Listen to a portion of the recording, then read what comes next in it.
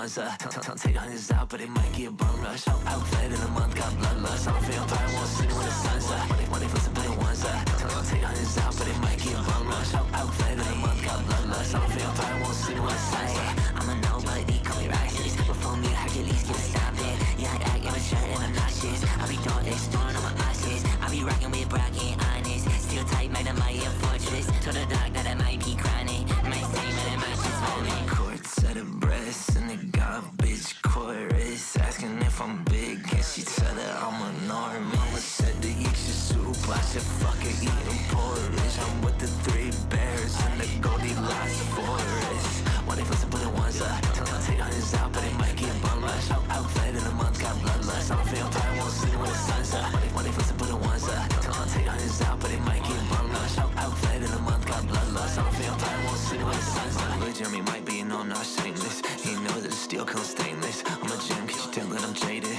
Sapphire and ruby in the making. I don't hang with pigs, I'm allergic to swines. I don't talk to these hands, I'm a certified mind dick. Don't hit this thing, she'll get no mind. Call them all bitter bitch, cause they ain't got no spine.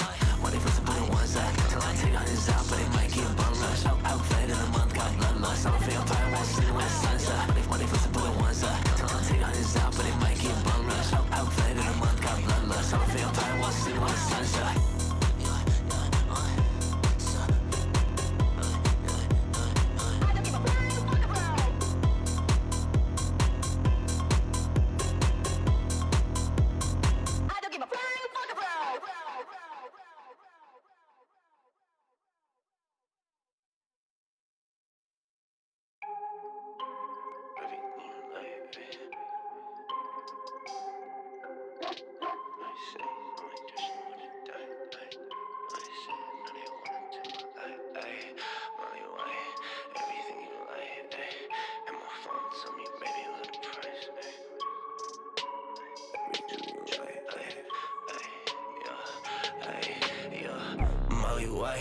Everything you like, ayy. Hit my phone, tell me, baby, what's the price, ayy. If you ain't living, then you waiting just to die, ayy. Jealousy and envy make them wanna take my life, ayy. Before you do it, tell that boy to think twice, ayy. You got beef, we gotta put that shit on ice, ayy. Don't kill the vibe, I might catch a homicide, ayy. Don't talk to me unless you talk to me nice, ayy. Sugar spice, everything nice, ayy. Freaky bitches, that's the ones that I like. She don't like pretty girls, and that girl is not my type. I ain't worried about none, get them 3 at a time, ayy. You got a problem, you can see me later, ayy. Right now I'm trying to stack this paper, ayy. You know you made it when you got some haters, ayy. Elevator, catch me on the way up, ayy. I call your bitch, said she had a breakup, ayy. That's tough, go and get your weight up, ayy. I'm in your house, you got lovely neighbors, ayy. She said I'm pretty, I don't need no makeup, ayy. My face scars so they can tell me apart, ayy. I only claim them if they been there for the stars. Stay true to myself, cause I know they all frauds, ayy. Relax, now I'm back on the bars, ayy. Keep a poker face, I got a kingdom of hearts. Don't got an X to my name, so nobody to my heart. Next time that they see me, they'll be up on the charts. Say your goodbyes until I'll be up with the stars, ayy.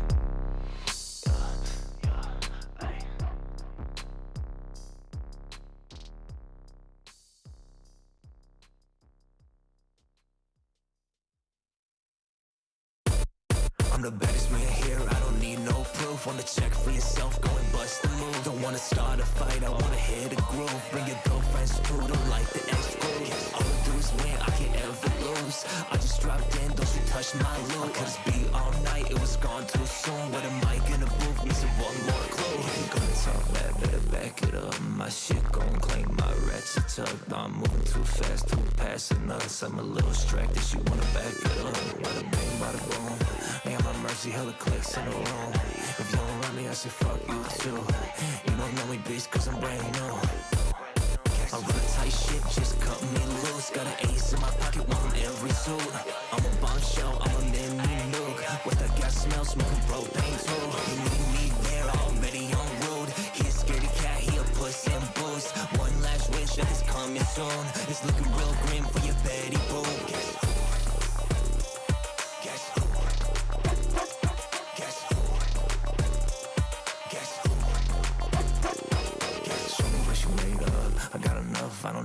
fake love. Call this bluff, now we running out of paper. Talking tough, get hit with the saber. Go ahead, say hi to your maker. Act up, put you down in a crater. Won't be a long night, Talladega. We'll farewell after we shake and bake her. I run a tight ship, just cut me loose. Got an ace in my pocket, one from every suit. I'm a boss show, I'm a mini nuke. With that gas smell, smoking propane too. You need me there, already on road. He a scaredy cat, he a puss in boots. One last wish that is coming soon. It's looking real grim for your Betty Boo. Guess who? Guess who?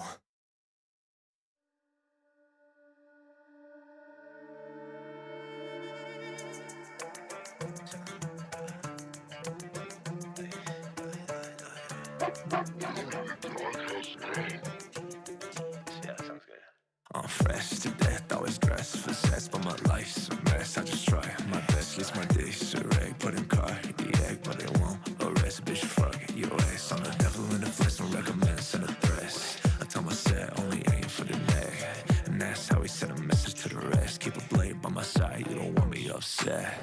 I'm not innocent, I'm a sin again. If you can find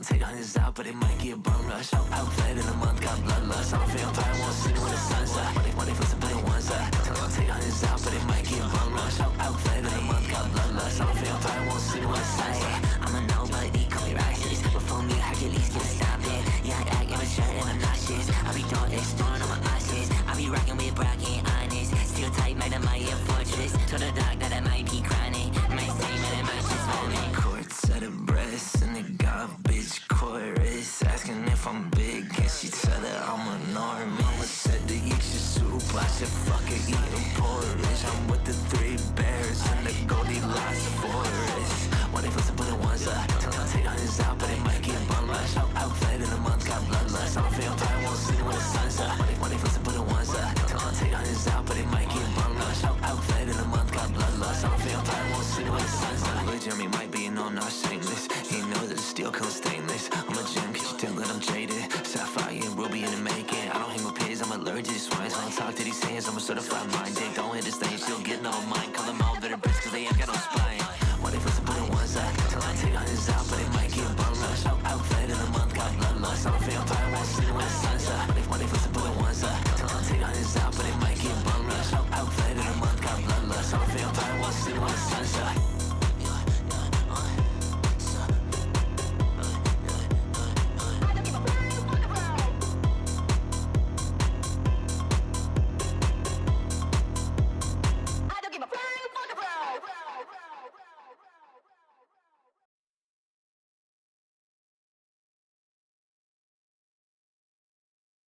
Hello. Hello, everyone. How are we doing today? How is we? How is thee? How is they? I assume we're all alive and well, doing our best. It be like that.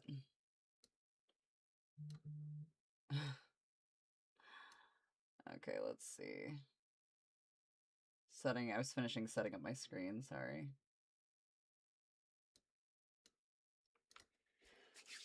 How's things going? Are we doing well? Oh, you know what I should have done? I know what I should have done. Hold on. That's my bad. Give me a second. It's not bad. Gonna be a good Tuesday. You think so?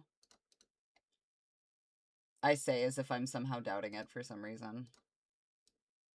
It's fine. Okay, let's do this.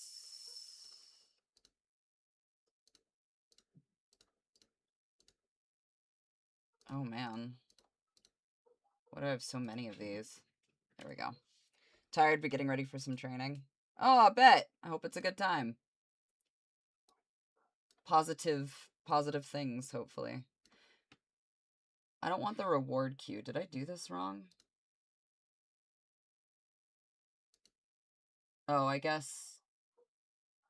No, it's got the activity feed, right? Pop out activity feed. That's what I wanted. Not the rewards. I got the rewards. I want the activity feed. Okay. I reassessed and adjusted my screen a little bit so I could try to do better for catching like rewards and things. I just think that I'm a little off. But I got it. I got it.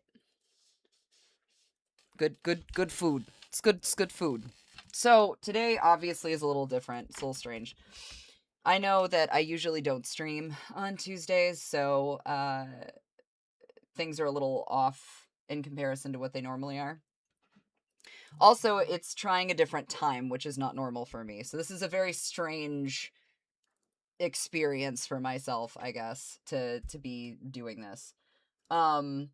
Mostly because this is a stream that we're gearing up to do for Dread XP.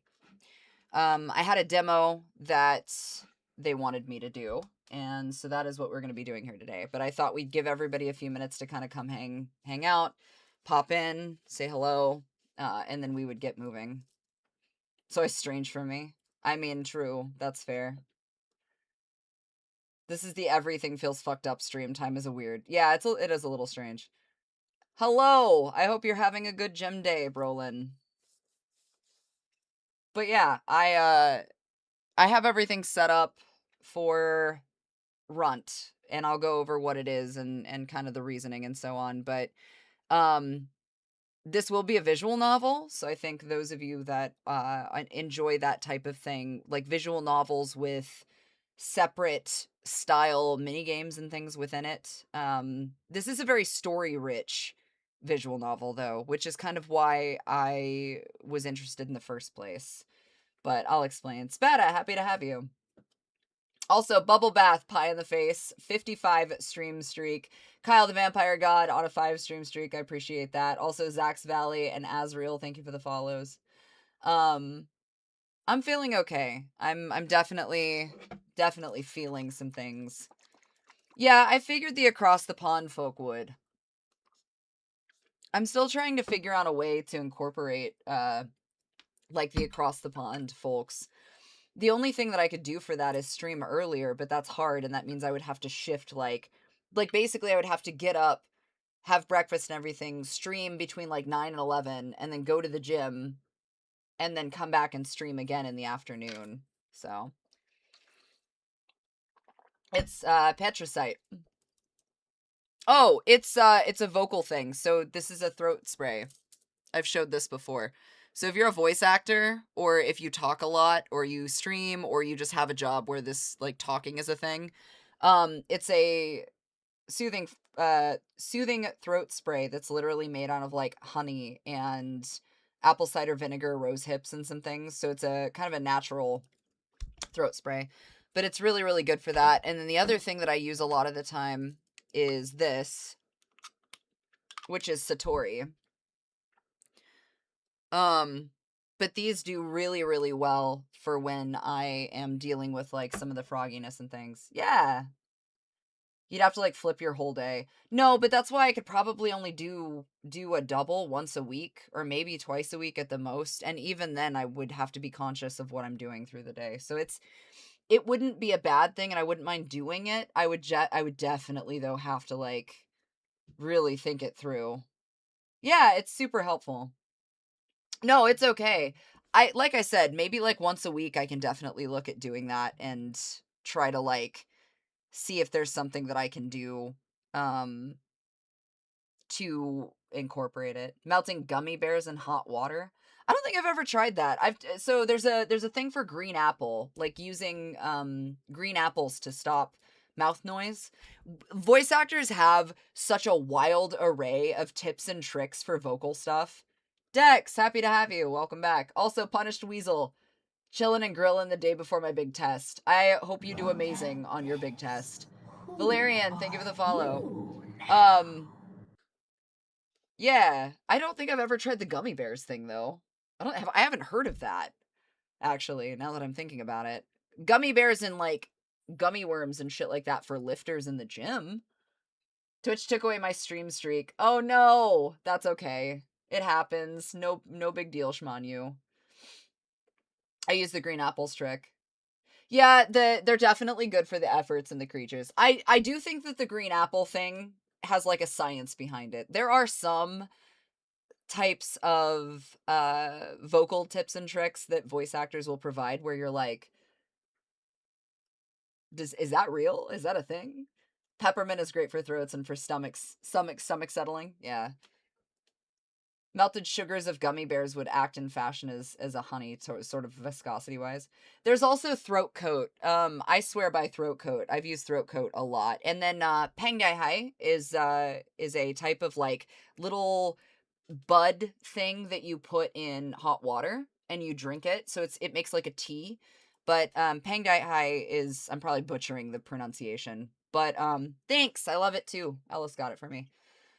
But Pang Dai Hai has been really, really good for me to drink with throat coat and add it in as like an additional. And that's been good, especially for like really long narration days. But yeah. Thanks. Also, hello.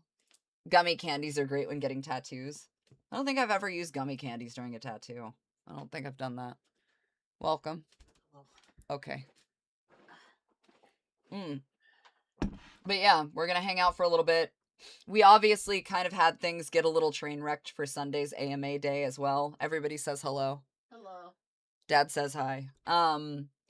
We obviously had things get a little derailed for the train for Sunday because we usually have that as our AMA kind of day, and that obviously shifted because we had everybody playing Marvel Rivals. So that's fine though. We definitely appreciate the Marvel Rivals stuff. But let me do this actually while I'm looking.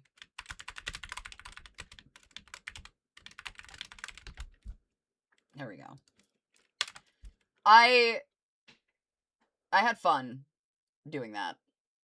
It was a good time. It was fun. I'm not gonna lie. Why can I not? Oh, because I have to add a topic. That's stupid. There we go. It was a lot. Do you drink it or just gargle? Drink what? The throat coat and the Pang Dai Hai? You drink it. So like what it does is it leaves the little root thing leaves a little wow, my English today is not on the ball. It leaves a little like, I don't know what to call it, like a bud root thing inside, and you don't eat that, but it sits just like tea flower and like little herbs and stuff that you put in tea. But you drink it. You drink the water. So it's the same thing as like throat coat. Saltwater gargles too. With warm water.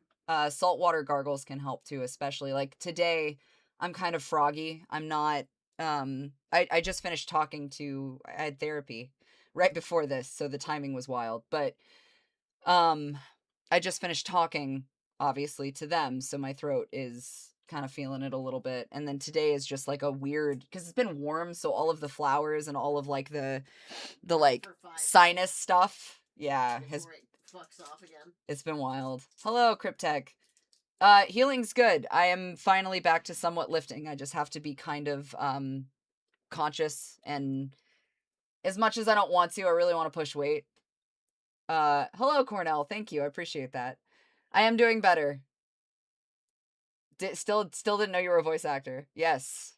Wild. I am. But yeah, for the surgery stuff, I am doing better. I appreciate you asking. It's been nice because I am getting to a point where I can lightly lift weight again. I did some overhead, so that was really good, but I still kind of have to be conscious because I can feel some of the pull. I still do have a little bit of like infected tissue on the graft, but it is doing a lot better. So I'm on medication. All of my stuff is at autumnivyofficial.com. It's got like a mini list, and then I also have the stuff on IMDb. Caffeine is bad for throats for vocal work. Allegedly, I don't know. I've never had a problem. but I'm also I'm a do as I say, not as I do person when it comes to warm-ups and things, because I'm really bad about all of that. There are really good voice actors who have really good process. I am not one of them. I am healing relatively fast, but I usually do, thankfully. Did you hear about Xbox potentially closing multiple studios, including the one that made South of Midnight? It's not just South of Midnight, or that studio. They also talked about closing the Senua studio. So yeah, I did hear about that. Yeah, that'd be cool, Cornell. Maybe one day, who knows? I think MS is trying to package it for sale and disposal of a spinoff. Maybe, I don't know. Hunter, what's up? How are you? I hope you're doing well. I need to set up like an auto thing for shoutouts and shit, dude. It's terrible about this shit.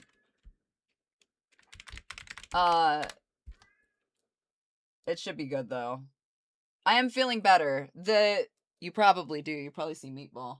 Oh yeah. I'm doing better with the numbness. The only time that I'm noticing it now is when it correlates to high sodium content for the things that I eat through the day. So that's good. That's a good thing because it means for the most part a lot of it is out. I had really bad, like, when you throw a softball or a baseball or something way too hard and it feels like you throw your shoulder out, and so it's constantly feels like it's like pitched slightly forward. That was a huge issue for me as part of that. So that seems to not be a prominent problem anymore, which is really nice. I don't feel like I'm constantly like off center, having to like roll my shoulder back and down to fix it, or like the tightness in my neck and through my trapezius are still there, but it is significantly better, thankfully. So I'm down. Hello, Bren. Can't believe they had a studio show off a game at their showcase just to turn around and tell them they were probably going to close. I mean, is that really so shocking? It's Microsoft. I can't say that I'm really surprised, unfortunately. Feels like a rug pull. I mean, in a way, it kind of is a bit of a fucking rug pull in its own way,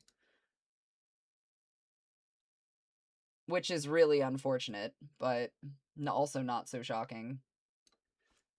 No, not at all. Not the first time, not the last time. It's just one more fucking thing added to the queue. I think so. I really hope not, but like all of the stuff going on is going to be really messy for a lot of the gaming companies, and that's going to be first. I mean, to the benefit though is a lot of the pissed off devs are going to fucking start releasing indie games, and that's always nice. Like, I can't be mad about that. Hi, Wildfell, you amazing. Let me give you the shout out too. I think I can now. I think. Let me see if I can. Maybe? Yes, I can. Okay, cool. It's not just, I think that, so AAA titles, right, are starting to kind of lose the flow of the bread and butter because indie is kind of picking up, which is nice. It's great. But it's also making it significantly harder for all of these things to compete. And I mean, let's be honest, Steam kind of has a cornerstone for a lot of shit too, right? Like, you can get anything on Steam. So if there's all of these internal competitions going on, it's going to be tough. They really are. I'm not going to lie. Hello, Zach. Indie over studio. I agree. I will never not say indie over studio. Shoot, when I was a kid growing up, I remember going to Walmart and they used to have the greatest hit games for PlayStation, like the red label that cost $20, then yeah. $50 a pop nowadays, and now it's $80 to $100 for standard versions. That's very true. It 100% is. These devs are going to start their own studio with blackjack and hookers. Hell yeah. It's true. Thank you so much. I appreciate that, Wolfgar. Isn't that basically what Brian did? Well, I mean, okay, so prime example, right? And like, funny, but not funny. Darkstone Digital, right? Brian, the guy that made Mortuary Assistant, was supposed to have done Paranormal Activity, right? So Brian had done a bunch of work for AAA titles and things like that. And I mean, to be fair, there's a lot of these indie devs that are sitting in a position to be like, fuck it, I'll just do it myself. So I mean, that's not entirely wrong. And sometimes it works and sometimes it doesn't. I mean, there are situations where some of these devs get involved, and unfortunately it gets tough. And I mean, I don't think Sean's in the chat right now, but Here Tell of Hauntings, right? So Sean Goss is doing Here Tell of Hauntings. Sean is a solo dev trying to do that shit on his own. The dev behind the Seventh Seal, that demo that we played, the dev that came back to me and was like, all right, like, I want this to be a badass game. I want it to be fucking good. Like, what are we doing? Right? Guys like that, which by the way, support the fuck out of that guy. Like, I have become a ride or die for making sure that we like push his game. Because even though the demo for Seventh Seal wasn't great and definitely had room for improvement, he was on top of wanting to improve. And I fucking love that. I love it. And he's already like shown me how he's planning on implementing those changes. So I'm super stoked. But yeah, I mean, it's really the case. Why do I think I will always vouch for and be interested in indie horror? Hi, Ophelia. Just recently played through Psycho Dead. I don't think I've touched Psycho Dead yet, but I will look at that one for sure. At this rate, I feel like we need one place that hasn't been corrupted by capitalism. You're going to be waiting, buddy. We're in a situation where prices have collapsed and costs have exploded and entertainment is going to contract. Nobody can Nobody can justify the cost. Yeah, well, and you think about it too. So even indie films, we're kind of hitting the flow of that being an issue because independent films. Oh, I made this film for $300,000, and it's like, holy shit! I remember. So Bittertooth, even right? Bittertooth was considered an independent feature. Bittertooth was made on corn chips, dude. Like fucking corn chips. And now a lot of these independent films even are hitting six figures before they can even be a thought in the mind. But then you get, oh man.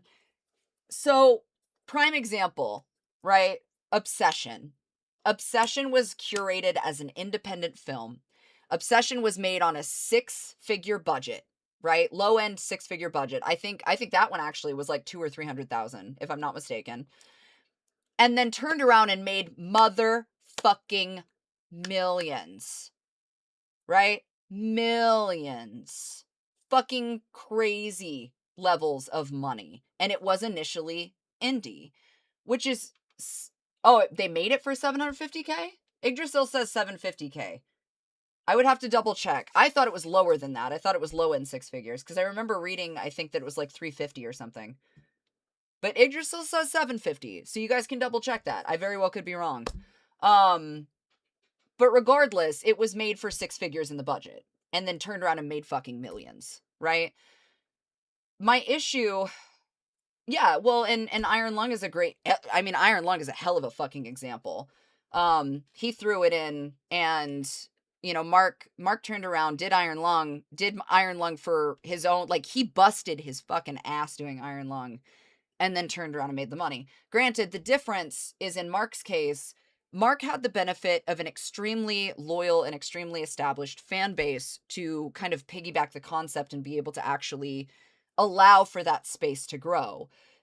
Independent films along the low end line, or even like Carousel, like fucking Steve doing the Carousel series, right? Like, homie runs that on a spark and a dream and a fuck ton of work with him and the missus.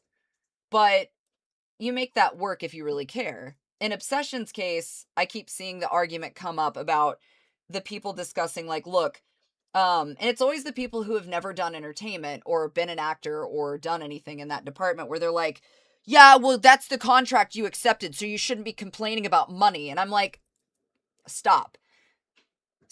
If you don't work in the fucking industry, or you don't understand, like, the reason that this is important from an actor's perspective, or like the crew's perspective, especially as an art director or something along those lines, I just need you to stop talking, because you're speaking from a position of ignorance. And I don't mean that as an insult. I mean that as in, you do not understand the ley lines of how this structure works and why it is so fucking integral that something gets said, because none of the people on that, for example, expected that movie to blow the fuck up and make the money that it made. They took the day rate in accordance to what was reasonable per an independently developed film production, which, again, normal.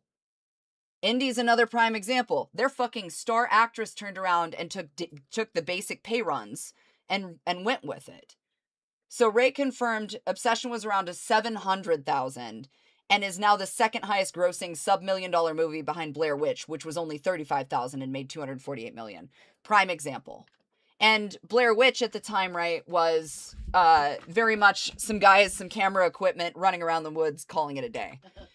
But as a developer, as crew, as an actor, people, I'm seeing these fucking people talk about this, acting like they know anything about why it's so important. Fair pay rates are something that we're constantly fighting for on the back end, whether we are cast or crew. And the fact that, for example, Obsession turned around and made the money that it made, despite being a predominantly independent production, no, they're within their rights to complain. And I'll tell y'all motherfuckers a little bit of secret, all right? I'm not going to name names and I ain't going to say shit, but I will tell you that I have worked on productions of some genre and I got paid $200 for a role, okay? $200 for a role that I did. All right? You listening? People who think they know what they're talking about and want to spout off. Are you listening? Because you don't work in the industry. I got paid $200. Like, okay? Less than 500. $200. This production made millions. Not thousands, not 100,000s. This production made millions. It was predominantly an independent production. I got paid $200 for a role that was pretty prominent in comparison. Made millions. Didn't matter. My only saving grace is the fact that I tried really, really, really fucking hard to acknowledge that by no means was at the fault of the primary group involved, and that it did fall back on the end of a publishing problem. And that's fine. But shit like that pisses me off personally, to see people speaking out of turn and not understanding that shit like that is the exact reason that things need to be considered in contract for a later point. At the very least, allow for room in your contract for a budgeting system to ensure that if X project makes X amount in gross monetary gain, that there should be a bonus reflective of that to your cast and crew in accordance to the money made and the monetary gain made. Instead, directors and the dominant figures of ownership or production production meaning the publishing, takes that money and rolls out. Cast and crew never see anything past that point. So it's just very frustrating when I'm constantly seeing a lot of this and there's no praise done. Without the crew, we would have no fucking production. Without the game devs, especially on an independent level, we would not have fucking indie games. Without your actors or your voice actors, you would not have some of the success that you have. There are productions that have been internet, like, viral, overnight fucking craze, right? We've watched it in real time, where those actors or that crew got fucking dog walked over shit, and it was never addressed again. But then the ownership turns, and suddenly they're making a fuck ton of money, and all of those people that even made the production possible in the first place, or the voice actors or the actors that made the character itself come to life in that capacity, completely gets ignored and dog walked. And that's it. And the expectation is, well, you get involved so that you can be known. It doesn't fucking work like that. Half of you guys, with love and respect across the board, like, half of you who have come in fresh had no idea that I was an actor or a voice actor or a narrator, nonetheless. Half of you had no fucking clue. The other half of you knew, but it's so hard to keep up to date with production-related stuff because it gets suffocated. And I'm not mad. I want to be clear. Like, I'm not mad at y'all. Like, it's hard, right? It's hard for a hoe. But half of you didn't even realize that I was the voice of fucking Evelyn in a Counts from a Lonely broadcast station. And God bless Spike, right? God bless Mr. Creepypasta, dude, because had it not been for him and showcasing that shit on his channel, some of the opportunities that I have managed to gain wouldn't have come my direction. Being able to do voice work for Dark Somnium or being able to do some projects for later.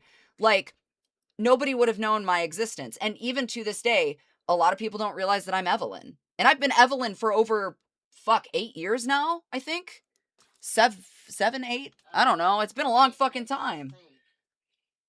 I think 8. But the point that I'm getting to is that, and I'm sorry, I'll catch up on chat, I promise. I'm fucking, I'm running down the runs. But, the issue I've got is that there is such an overlooked thing for these AAA companies doing shit like this to, to developers or to their crew, and they're not being treated with the appropriate respect that they fucking deserve. And so the fair pay argument, along with fair working environment and ensuring that, they're not being beat to death by deadlines that don't make any fucking sense so that they can release a game that isn't bugged as shit, Bethesda. Looking at your AAA titles, guys. They push these teams to release this shit knowing that it's broken because gotta get it out there, gotta make the money, gotta get it out there, and they don't give a fuck about the product at the end of the day, even though the dev team could bleed out for the game wanting it to be good and care. But then everybody shits on the development team on the back end and not knowing process. It's very frustrating.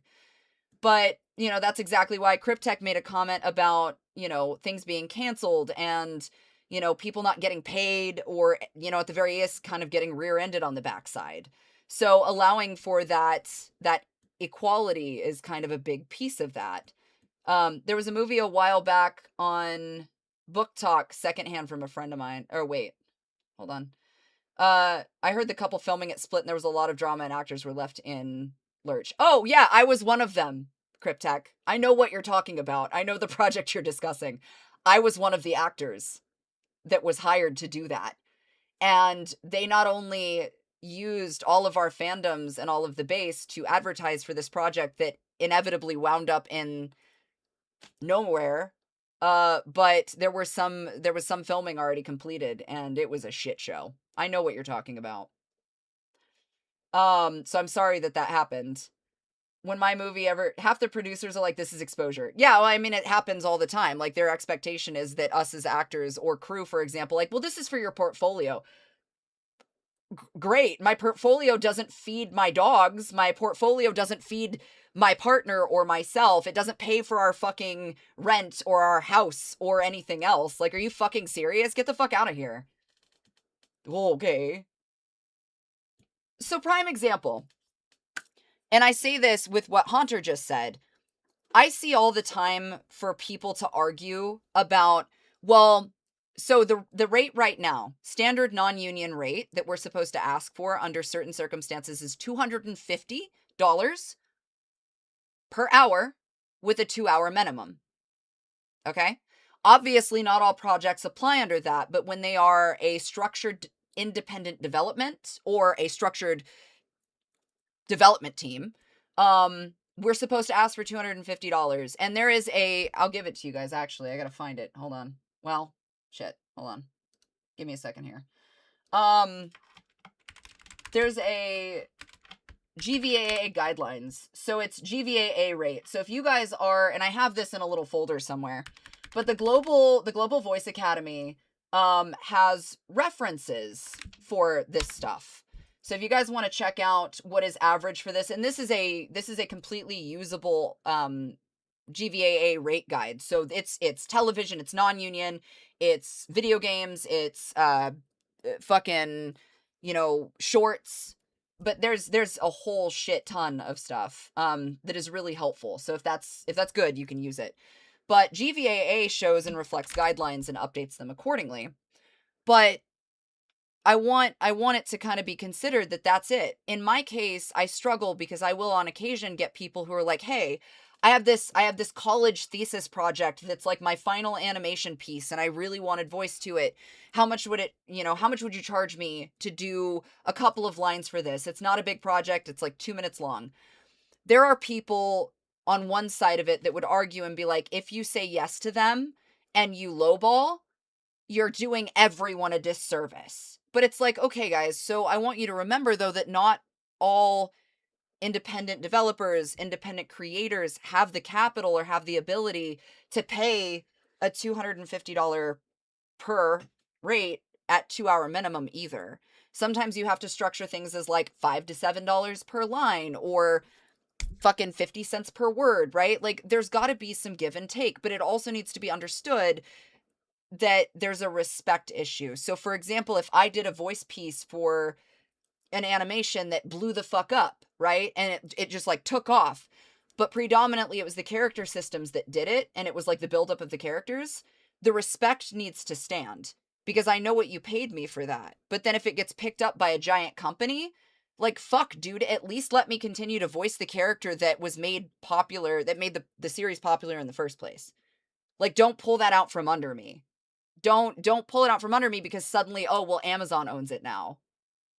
Okay, your shit wouldn't have took the fuck off if it wasn't for your cast and crew in the first place. So like, how are you going to carry that?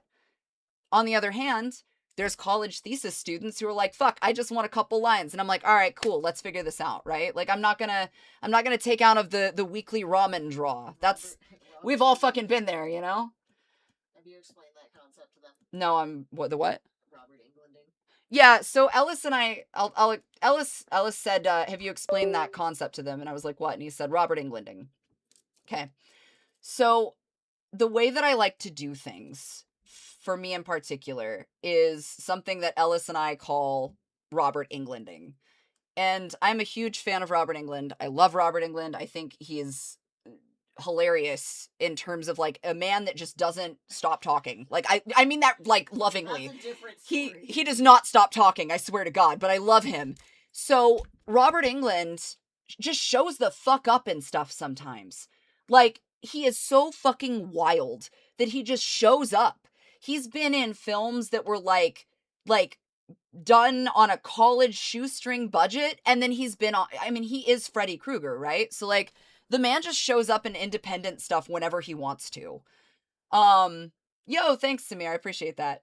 But it's really funny because my entire structure of what I like to do and the thing that makes me passionate and the thing that I love literally falls and is structured around the art and the concept of Robert Englanding. And it's because I'm not worried about the big pay rate. I'm not worried about the huge payday or how much money the project's going to make. That's not my goal. That's not the thing that is powering me to want to do the project. My goal is to see the people around me succeed and to continue to grow as creators and to enjoy what they do and breathe life into the thing that I'm doing and be able to showcase that in that manner. So having all of these things happen with the fucking bullshit over obsession or having devs not being able to take care of what they need to creatively and make a fucking amazing game because the studio is like, no, we need it next month. And they're like, look, it's not going to be finished or a good product. I'm not going to be proud of it. And the studio come back and be like, nah, fuck that shit. It doesn't need to be good. We just got to get it out. No. Mr. Peepee Pants. Mr. Creepy Peepee. Twitch, why are you selling me a NASCAR that isn't even street legal? Sounds like it. I was asking my sis, the story she was talking about was a sci-fi dystopian gamer-like book film. Oh no, they must have had the same issue then, because this was like vampire horror. Or not really horror, but like romantasy vampire shit. That's funny. That happened twice. It's weird. If I had a nickel for every time, I'd have 2 nickels. It's very strange, but I'd have 2 nickels. Wild Whispers. Also, I saw you. I'm sorry. I was on a fucking like rant. If you guys haven't checked out Wild Whispers, I had the pleasure of getting, oh, sorry, wrong Wild Whispers. I'll type the right one. My bad. I got a little, there we go. No. Maybe? No? I'll give it to you in a second. It yelled at me. The dark side of YouTube. I found you through MCP long before Accounts from a Lonely Broadcast Station project, and yes, then I enjoyed the rabbit hole of your narration and projects you've been in. I also include your work on the short podcast of The Dark Side of YouTube.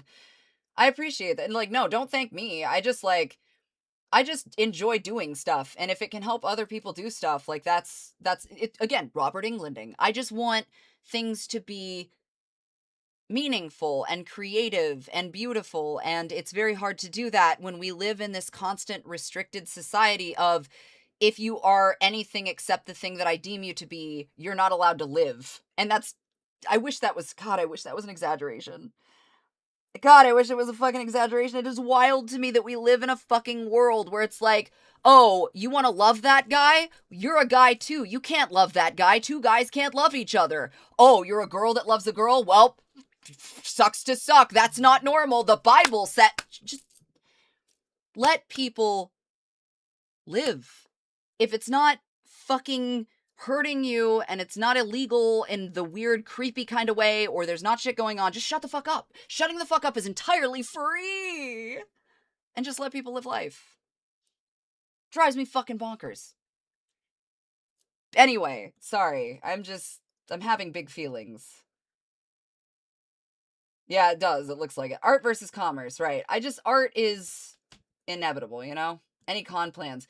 We just did Norse Forge Gathering 6. I am not confident if I have any more conventions this year, but you guys can always write your local conventions and you can ask for me. You're allowed to do that. That's a thing you can do.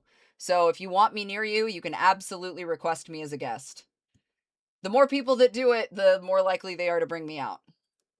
Oh no, you're good. It's okay. This is OG toxic PvP MMO server. That's what it feels like.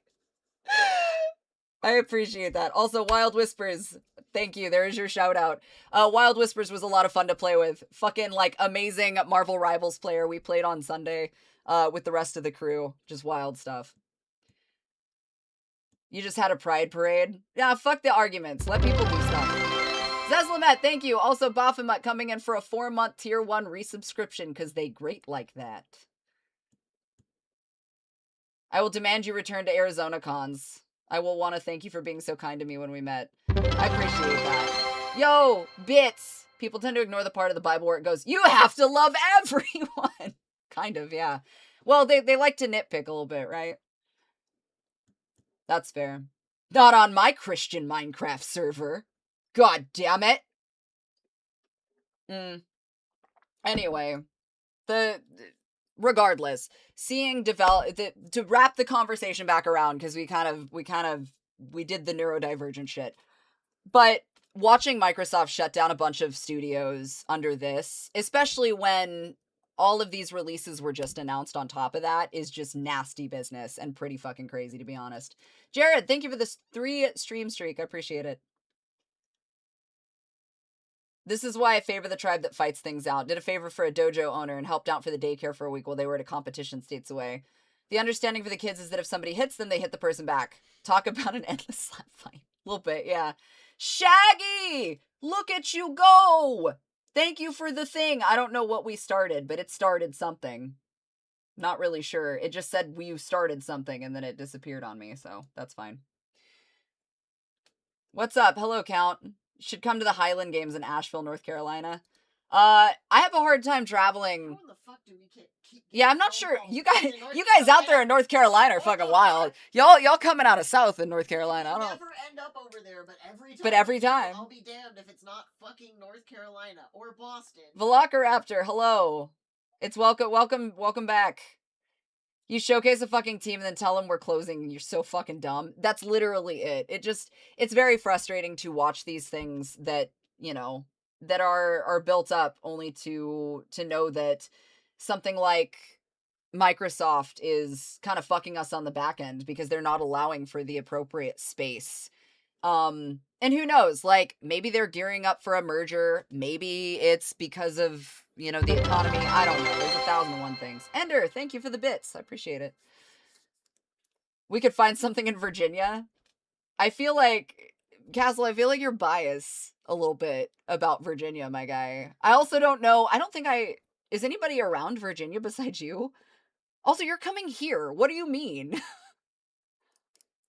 Back in room. You did hear Ellis. Ellis is back there. I'm painting. Yeah.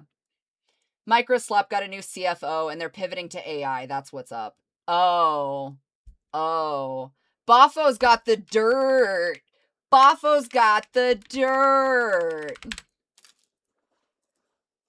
Yeah, that's really not surprising, to be honest. Not me pausing Autumn Ivy VOD to watch a stream. Dreamcast, I appreciate you, man.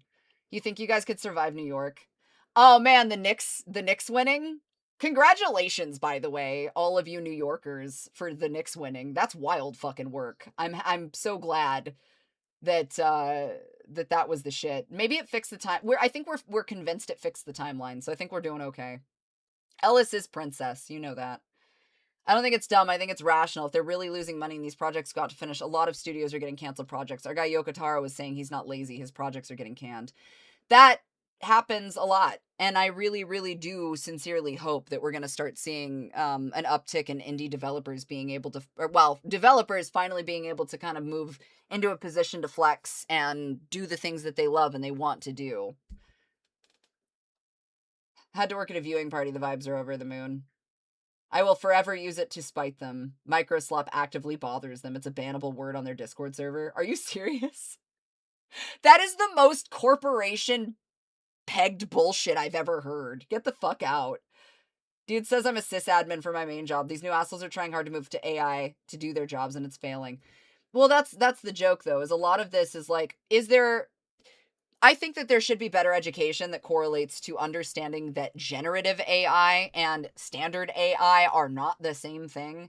Like AI on the tech side of things has been in existence, and there is a difference between the concept of artificial intelligence and the delivery of systems and organization of systems and work versus the generative AI, which is separate. Because the second that you say something about AI, people automatically assume it's generative AI, and there's an argument that ensues. So, like, not all AI is the same, and I really think that people should be better educated about that. But specifically, watching plus, like, stuff like Microsoft move in that direction, it's not the same. It's very... Yeah, exactly. Like, the tech that has been utilized forever and today is not the same. I've got a friend of mine that uses AI for work to collect data, and that is something it's good at. Collection of data and redistribution of information is different. Like... fuck. I don't know. It also feels like, why the fuck can you guys not just... You remember Ask Jeeves? I'm gonna date myself. I'm so old. Or, like... the fucking 20 questions, Genie, that made you... Yeah! Like, where the fuck... bring back Jeeves, y'all. If you want to ask a question, fuck AI. Just go to Jeeves. Be like, brother... Ask Jeeves is dead. Ask Jeeves has been dead a long time. Poor Jeeves got took out back and they old yellered him, okay? Like, that's... Listen... It's been a long time. Help me with my homework, motherfucker. True. When I couldn't find shit or didn't want to. Clippy's the only good AI I'm gonna ask anything. Real. Did he die just a few months ago? Really? No. Damn, I missed it. Gotta hold a funeral for our Ask friend. Jeeves died with Yahoo. Oh, buddy. Damn. Damn. Yahoo kind of set their path in stone. They fucked up Tumblr. Resurrect Jeeves. That's it. That's what we're gonna do. Anytime that somebody responds with some Gen AI bullshit because they're literally too stupid to pull their head out of their ass long enough to go and research the topic themselves, that's it. I'm just gonna respond with like the fucking like, oh god, I need an animation for some... I gotta hire somebody now to fucking do an animation of like Jeeves busting out of like the fucking crypt.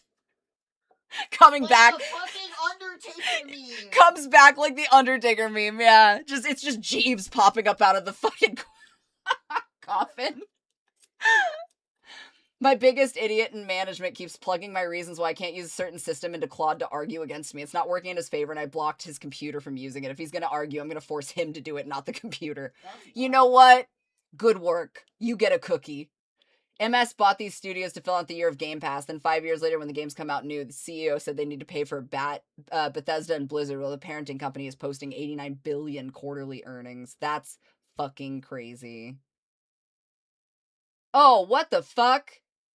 Sharon Osbourne announced she's developing a holographic Aussie show with AI. I was expecting an AI Saburo Orozco thing to happen, but not Aussie. I haven't heard about that. That's fucking crazy work.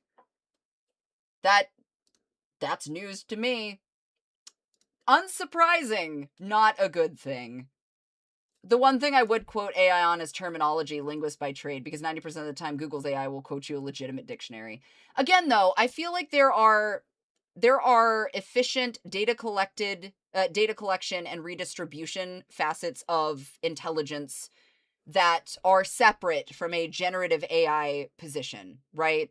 So like data collection, and what I mean by data collection is the new the numbers game, right? So like when you're running a numbers system and there is valid information being translated accordingly to redistribute to create programming, right? So like I feel like some of this is a little bit different versus the stuff that's new. Like you are intentionally going out of your way to steal things such as composition of music, art, fucking videos now. By the way, I'm going to tell you some shit. All right? If I see one more fucking book talk author using fucking generated AI videos and generated AI fucking audio to advertise for their fuck ass AI written book,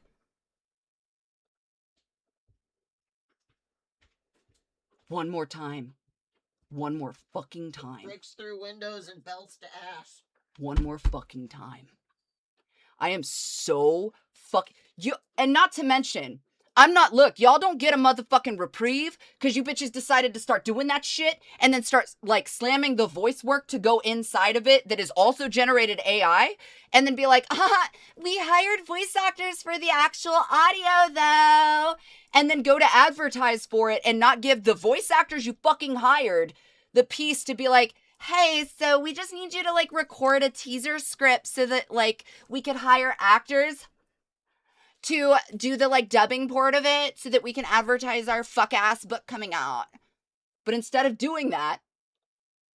fucking doing that, I've seen some of y'all double down, hire the voice actors that are gonna do the voice acting for their book, but then eat shit on the backside and advertise with a fuck ass AI book voice to go with your fuck ass AI book video.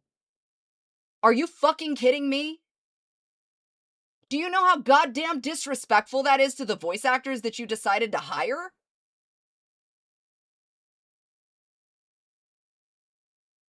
I might have a personal investment.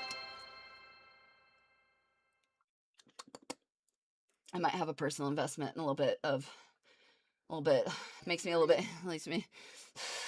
Can you read these 3 lines for our book ad? Nah, why do that? AI will do it for free. Kiss my ass. It's really what it feels like. Especially because you're already contractually obligated to do the book in the future anyway, mind you. They're just doing this to advertise for their book now. And I'm like, you already hired us to do the job. Why wouldn't you just be like, hey, could you require people that are putting out 7 books a year, by the way. Yeah, okay, let me you want a clue in on how I started fucking figuring out some people were doing some shit? Mind you, none of this can be proven, but it's pretty obvious. Oh no, the proof is in the pudding. You cannot prove that some of these AI writers are doing this shit. You can't. Like I mean you can run it, but like in terms of the professional position from view, professionally speaking, you can't just be like, you're using AI. Like that's not, I can't do that. My point is that it's happening, but you can start to figure out what authors are doing it, because if they're releasing like 20 fucking books a year and advertising that they're gonna release 20 fucking books in that year, nah, there's a little bit of a questionable thing going on. I have author and narrator friends, the amount of times they voice work has been stolen by people. Oh, constantly. I have DMCA for a reason. I'm not fucking with that. I've been writing a book on and off for years. It could probably take AI 2 minutes to finish, but I'll never do it. That's why I respect you. That's why I'll give you my money. And that explains the abrasion on your palm! Like... Okay, sorry. It's fine. You guys want more books, right? That shit should be considered ID theft. I can't really prove it, but you've made 45 books in the last 6 months. Yeah, I mean, that's what it feels like. It's like, I mean, look, I'm not saying that it's not possible, okay? Because Ellis and I have, like, 20 fucking years worth of backlogged fan fiction in our email back and forth that we could absolutely pull from and just be like, here's like 4 books To me, I struggle with that because it's like, no, I want to write something new. We also wrote that shit like fucking 20 years ago, and who fucking knows? Like it's probably pretty rough. Like But that's at some least nasty it's fan written fiction. by a person. But it's written by my hands. I wrote this. will take the worst, most unnecessary garbage if it's written by a person. That's it. If It's that simple. written by AI, I don't want it. Give me the trash 1-star fan fiction that's written by somebody with a pulse. Those 4 books in a month come out of... Yeah, and I can fucking prove it, because half of it is in a fucking notebook. We have handwritten notebooks. It's in the book. The ancient text. Like, fuck, man. Not even 80s cocaine Stephen King. Wait, come back. Not even 80s cocaine Stephen King is writing 20 books a year. It's true. And yes, it was an Ace Ventura reference. That was an Ace Ventura, brought to you by Ace Ventura. That crash out. Ernest Hemingway did not get editor passes because his grammar was impeccable. Stephen King is fairly productive, but for all of us at 99.9%, we spend a year or two on a novel, year or two on editing until we're absolutely sick of it, and then either somehow make it an agent or self-publish and forget. You want to know my writing process, and this is why I don't write? Okay, I got one of the last stories I wrote that Ellis had to send to me again because I forgot I even fucking wrote it. It was a short fan fiction that I had written because I was angry, and I wrote that shit. Okay? Completely fucking left my brain. Didn't even acknowledge or remember that it was written in the first place, but by God, it was there somewhere in the brain pan, in the back, just cyclical, but it was angry fucking fan fiction, and it was smutty angry fan fiction, which somehow is worse. My point, though, is that Ellis one day goes, oh, hey, yeah, this was really hot, and he emails it back to me, and I'm like, I didn't write this, and he's like, what? And I'm like, I didn't write this, and he's like, it was Patricia. He's like, Autumn, you wrote that. And I was like, nah, brother, I didn't write that shit. And he's like, I was like, this is good. What do you mean I wrote it? And he's like, Autumn, look at the email thread. You sent the email. I sent you back the same. What do you mean you didn't write it? And so I looked and I was like, no, I wrote it because it's in my computer and I verified it and I could see the date. And I was like, no, I did write this. I don't remember. I was shit-faced. I was shit-faced. I don't remember writing it. To be fair, that was divorce era. That was peak divorce era. I was not in a good place. I don't ever recommend doing that. It came out good, though. But it was good. It was good writing. That was Patricia. That was not me. It was Patricia. AI has given rise to at least tool for people who want fame and popularity, but not... Yeah, no, it's... So we are an instant gratification society, right? Yeah. Like, we are very much... That's where... Yo, Baron! Thank you so much for the 23 months. I appreciate you. You're either a Stephen King writing several books a year or R.R. Martin running around in a hamster ball. Real. I mean... But that's exactly it, is like... You know what? That's the point. You want to write 7 books in a year? Do a bunch of coke like Stephen King. Like, be a man about it. Don't just filter your stupid shit through AI. That's exactly it, though, is we are a society that is built on instant gratification. And it's like the second that we don't have something... Uncanny, Goldclaw, thank you for the follows. But the second that shit happens, like, here we are. Given an average book's length being in 200 to 400 pages, it is physically impossible to write sellable material in the range of 7 full books a trimester. The average typing speed is 100 words per minute. 120 is considered fast, last I checked. That is the most autistic answer that I could have asked for out of another human being, and I mean that respectfully. You don't look at them and tell them that they're wrong. But you're not wrong. Like, fair enough. NV Energy is cutting over 5,000 homes in Tahoe for AI data centers. Fuck that shit. This is why I have to sell 40% of Team Positivity stocks and move into instant gratification streams. Hi, Abba. Capitalism won. Abba, please. Hello, my boy. So is this the part where I tell everybody... actually, hold on. I get to give you a shout out, too. If you guys want to watch some fucking mad competitive play, Abba's here. Truly unhinged. Abba was one of the best coaches, by the way, that I could have possibly fucking asked for Marvel Rivals. I still play like ass, but it's because I constantly forget. And I also haven't touched the game in like 6 months. But now I want to be spiteful and get really, really good at Dead by Daylight because I'm tired of seeing all of the racist responses specifically correlated to Shane's release.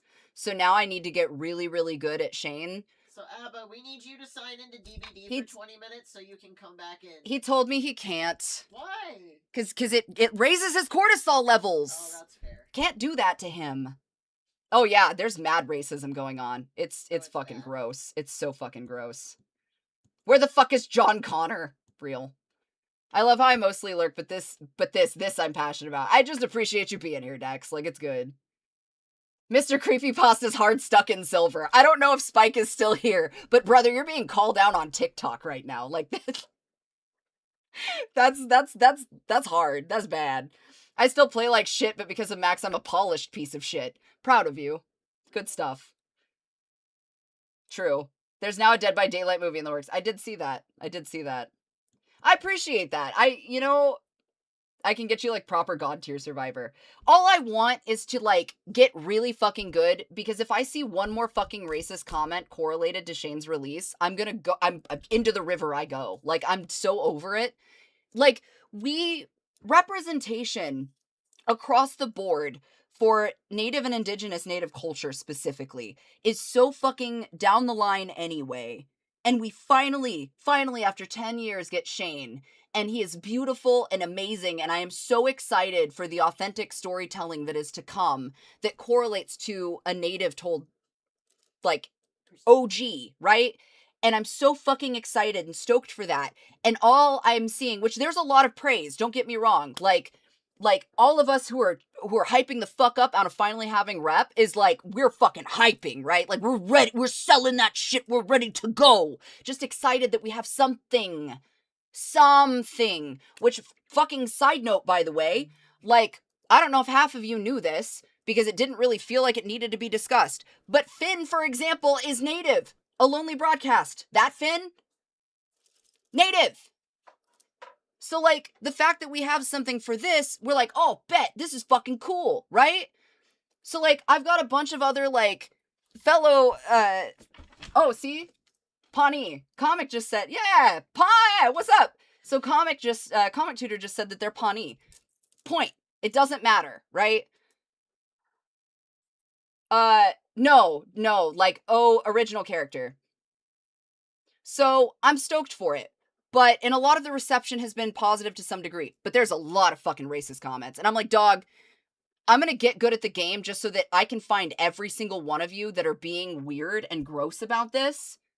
And I'm gonna systematically hunt you down in the game. And that's just how we're gonna do this. So I'm gonna get really, really good as a survivor. And I'm gonna get really, really good as one specific type of killer. And that's all I'm gonna do. The only reason I'm gonna fucking play. I'm gonna become a problem out of spite.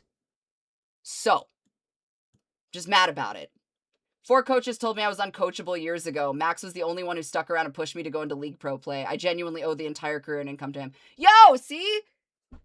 Real talk, like, jokes aside. So if you guys ever wanted someone, because Max does coaching, on, like, I think it's Fiverr. I'll have to find the link. But if he still accepts some of the coaching, literally amazing coach. Like, will make you better at the game. And obviously was like top tier Overwatch and shit too. But I will tell you 100%, if you need somebody as a coach, I got better because of it. Obviously, like, right now sucking ass, but I wasn't playing consistently, and consistency is also kind of a thing. Yeah, yes. Yeah, that kind of racism. Like the weird, gross, backhanded shit. I'll be a griefer. Unfortunately, I didn't grow up with the indigenous folks because I've been living in Germany for over 20 years. That's not, you're fine. But, like, you can still be respectful, dude. There's nothing stopping you from being fucking respectful. For real. And yes, I do like tieflings, to be fair. Oh, bet! For real? No, I totally understand. It is, I meant that, like, lovingly as a fellow diagnosed ADHD person. Like, that was a loving thing. So that actually, alright, fair enough. Why hunt them down in the game when you can... Fair. It'd be hard for anyone to make me worse at Overwatch. Yeah, Ellis and I were hard Overwatch fans, but then they released Overwatch 2, and I was just like, I don't know if I can do this again. No worries, Cryptech, just please be safe. We do have an ad break starting in about a minute, so please hold on. Now is a great time to get up, get some water, have a snack maybe even. It's good. Why is it such a problem to have Native or diverse people? It's not that deep. I agree. Why is it such a fucking problem? And yet we are constantly running into it, whether it's games, movies, fucking general representation, music.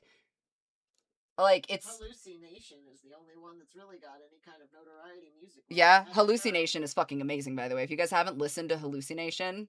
It's like borderline EDM powwow trance music. I love it. It really is kind of powwow trance music, yeah. I guess that's a good way to... I think Crybear's in chat. I'm sure Crybear's listened to Hallucination. That, and I like Anila, who is also native. But Anila is like more traditional, still kind of trancey, but not EDM. Fair. Oh yeah, we're gonna move on to Runt here in just a second, Ender. That is gonna be the game that we're loading up. There's a Lady Death game with a demo at Next Fest. Oh, bet. I will find it, Pan. Thank you for letting me know about it. I did not know that that was a thing. My state has literally stolen land historically. Yeah. That's, I mean, the whole country really is at the end of the day. But, you know, that's how it is.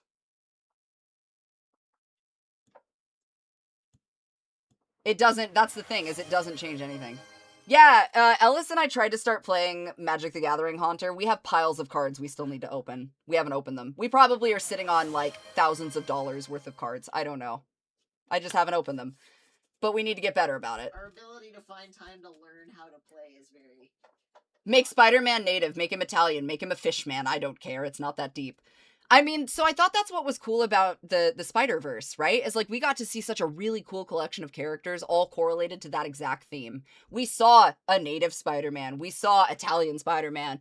We saw, you know, the like the varied the varied variation of Spider-Man. Like it was just fucking cool. I loved it. Yeah. Magic the Gathering, yeah, MTG. Throws the cards on the floor, now gather them. That's what it feels like. Thank you for playing Magic the Gathering. We did, we got disabled Spideys. Yeah. None of my decks are allowed in tournaments for MTG. There's a lot of Magic players I've heard say that exact thing, where they're like, nah dog, I can't do that to myself. Also, it's really hot. I'm gonna take my pants off. Do you want me to set up the fan? Punk Spider-Man made me a fan. Fuck you! Fuck you! Fuck you! Fuck you! Fuck you! Fuck you! Fuck you! Oh, you cock-sucking piece of shit! You motherfucking whore! Told you. Said it earlier today. Called it. Also, do you want the fan as you go nuclear? Please. Oh, it's B-Guy. Of course it's B-Guy. Of course it's B-Guy. What did I say? Why would it not be B-Guy? What did I say to you? Fucking B-Guy. Fucking B-Guy. House of Dragons is relevant to my interest. Matt Smith is a bad guy. It's pretty good. Fucking B-Guy! Oh, I forgot to make the lore button where you hit exclamation point lore. Or did I make that? Did I make it? I don't know if you made it or not, but we definitely need to give these folks context at some point. Hold on, wait. Hold on, wait. Exclamation point lore. Do we not? Is it not lore? I thought I made a thing. Hold on.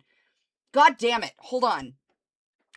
I thought I made one because Ellis wrote something out. I wrote it. I don't think you ever put it in. Did I not put it in? I don't think you did. Hold on. Let me look. Chat commands. Which I have no idea where the fuck that's at now. I wrote that for you like 10 months ago.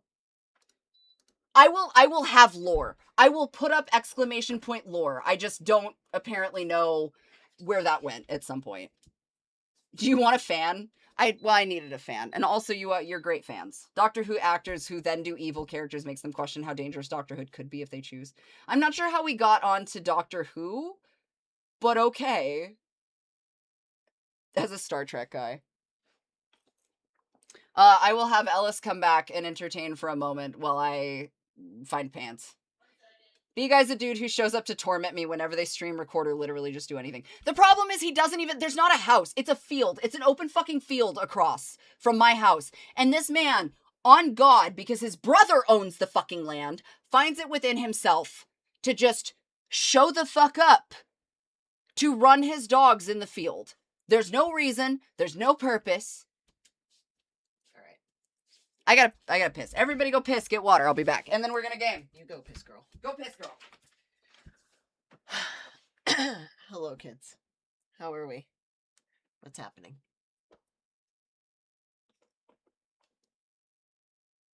And yeah, B-Guy just... I told her today we were stuck in traffic on the bridge. I'm like, it doesn't matter. You're gonna get home and try to work or try to stream. And after 3 days of him not being over there with the tractor, you know, on days that we weren't home or like on days that she wasn't recording. I told her, I was like, he's gonna show up today. Sure enough. Sure enough. So I think he's just tuned into one of these streams. I would be more than willing to bet. When I catch you, Ricky? Yeah. That's a word for it for sure. But yeah, he has like a sixth sense about when to be the most inconvenient motherfucker alive. Like, the only reason I haven't gone and like sabotaged the field across the street is because it's used for hay, which is of course fed to animals, and because he runs his dogs through the field. We love animals. However, California blackberry vines here are very invasive. I'm fighting them in my own yard. There's a bunch of them in the woods across from us. I It would be a hate- shame if they started to hate make to their way. fling them into his What? his pasture. Why would you do that? You're not going to do that when they grow naturally in the woods across from us. Yeah. Why would you need to? Birds eat. Birds eat them, and they spread them naturally, which is as all things should be. Natural. I'll be right back. They love your tattoos.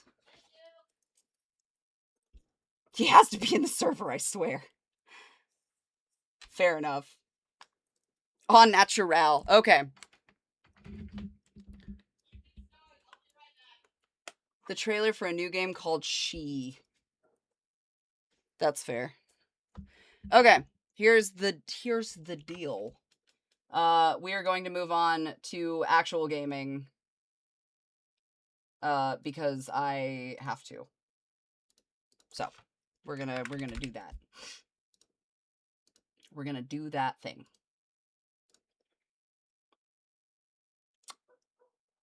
Yeah, fair enough. Also, thanks for hanging out while I'm screaming. I appreciate you endlessly. Okay, let's make sure that everything is working as it should. Properties. Why are we not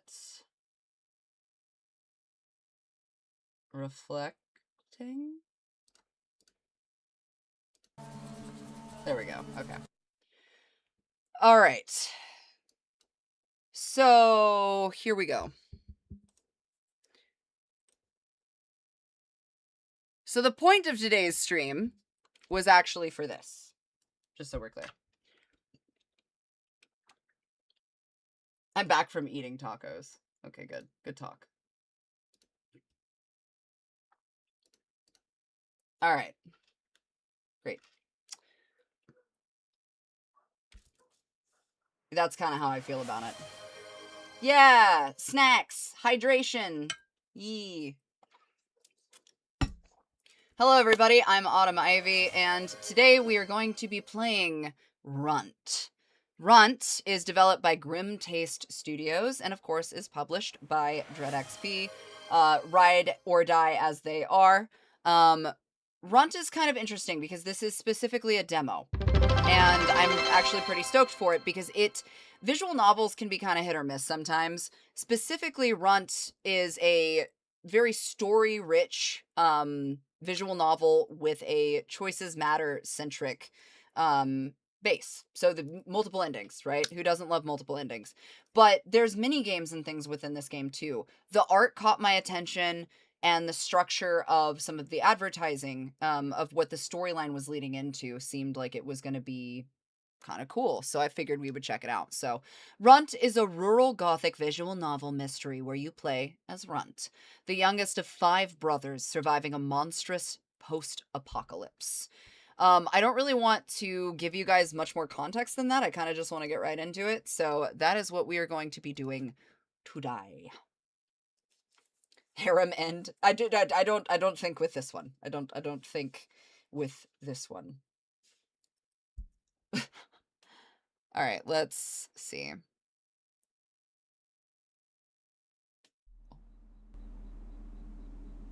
Hello? Oh. I mean, the logo is kind of cool. Fair enough. All right.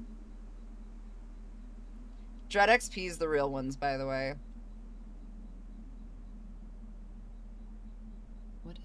What is this thing? Oh, God. Okay. So let's double check censor language. Uncensored, it's fine. Everything looks good, so I think we'll just get right into it. Within this game, there are depictions of physical and emotional abuse, animal death, gore, blood, body horror, verbal homophobia, verbal misogyny, and verbal sexism. There are descriptions of physical and emotional abuse, suicidal thoughts, animal death, gore, blood, body horror, religious trauma, homophobia, misogyny, sexism, pregnancy, and fratricide. Any opinions provided by characters in the game do not reflect those of the developer and publisher of Runt. So, I will say, just to give you guys a couple of minutes to understand, I'm going into this pretty well not, like, I'm raw dogging it, like usual. So if any of this is in a position where it affects you in some capacity, please know that this is your trigger warning, right? So we're going into this with the acknowledgement that this game very well could get,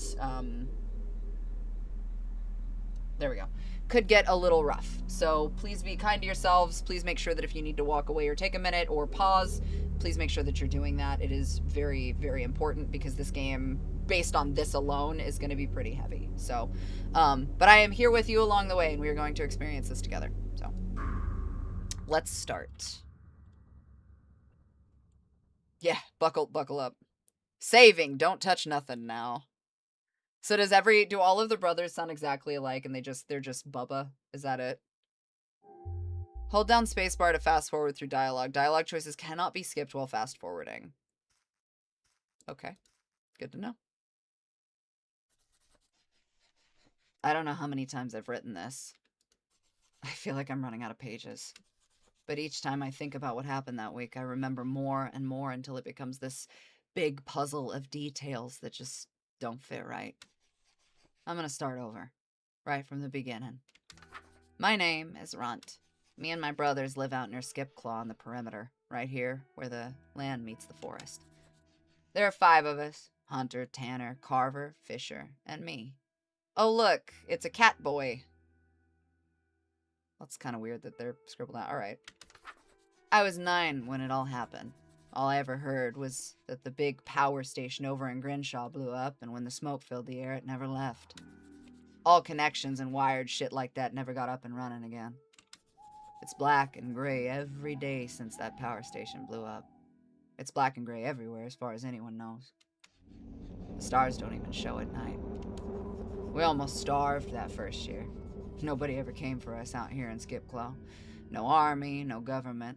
And food won't grow easy in a world like this. Animals don't like it too much either. There's a rift in the world now. A crack in reality. Dad would have known what to do. He always said there was a war out there. That's why he was hard on us. There was going to be a war someday between the righteous and the unrighteous. A war for our souls. Dad was doing his best. Dad always said he was a righteous man in a world full of sickness and perversion. He preached a while down south until most of his flock turned away from the truth God given him. This is wild. It was too hard for him, I guess. God demands a lot. He demands a lot so he can give a lot. And Dad was the mouth of God. He could whip a crowd into a frenzy like nothing, crying and dropping to the floor and speaking in tongues the way God wanted him to show him that he was there and he was real, and Dad was the mouth of God. It was too much for those of little faith. Dad left, taking a bit of land on the outskirts of Skipclaw, where he was going to prepare us for the war and the end of time. He started saying we didn't need the town. We were better off without the world. Oh, it's chicken. He said evil came through the radio and the TV stations and the bags of chicken feed and the starter potatoes and the seeds and all the friends we'd made. All we really needed was each other and our faith. It's a chicken named Georgie. This is not going to go well.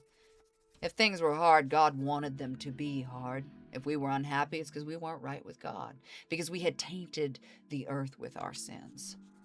Dad did what he could, but he wasn't trained to run our little outpost at the edge of the wilderness. He had been a juvie warden during seminary, picked up a few things, knew a few guys who built us a bunker and filled it with enough rations to keep us going for a few years.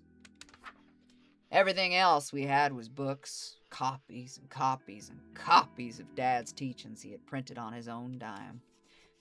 His own fucking dime, he used to say, red in the face because no one wanted them, because no one was ready to open their hearts to God enough to buy one. Those are the first things I ever learned to read. I didn't even know picture books were a thing till I was too old to read them. We failed Dad. All of us. And he punished us the way you'd punish a grown man. We starved and froze and dried out in the heat. We slept short hours up at the crack of dawn till so late in the night you couldn't stand on your own 2 feet anymore. No matter how tired or thin we got, we did our work. We had to survive. Survive the tests, the never-ending tests. I had to give the horses water because it was dry, but Judy's been in the yard. Oh, yeah. Or Willow, sorry. Willow. Judy was our other lady.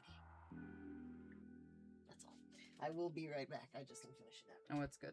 I just wanted to bring it to you so it didn't get messed up. And then Dad got sick. He had a disease whose name I think Hunter knows, but I forgot. He needed shots. When the world went up in a bunch of black smoke, all the medicine went with it. Not that Dad had believed in any of it before. You could never really trust what the government was doing. Honey, we can't trust that shit now. What you mean? But that medicine he needed, somehow he found some, and he took it religiously. And when we ran out, that was it. One day he was alive, and one day he wasn't. He died after years of wasting away right when he was needed most. When the world with its apocalypse proved him right. I love the sound design. You could hear the stuff in the background while it's going on. Of course, we had to get back into town. Then we needed them. They needed us, too, it seemed. Hunter fixed it all up. 5 of us strong boys with enough guns and ammo for a small army became the Army of Skipclaw. We patrolled, we policed, we hunted, and we maintained the perimeter. Nobody comes and goes without Hunter knowing about it. No one goes out at night without Hunter knowing about it. Nobody so much as sneezed without Hunter's permission. Hunter's word was law. The whole town was ours, and it thrived as best as it could under the unbearable weight of an endless, blackened sky. Would Dad be proud? I guess it doesn't matter now. Dad was gone. Mom died giving birth to me, and none of us knew what to feel. We were on our own. It was 5 years to the day of his death when everything changed. All because of what we saw in the church. What did we see in the church? Oh, steppy. You steppy. Run. Run, get up. You better be moving by the time I get here.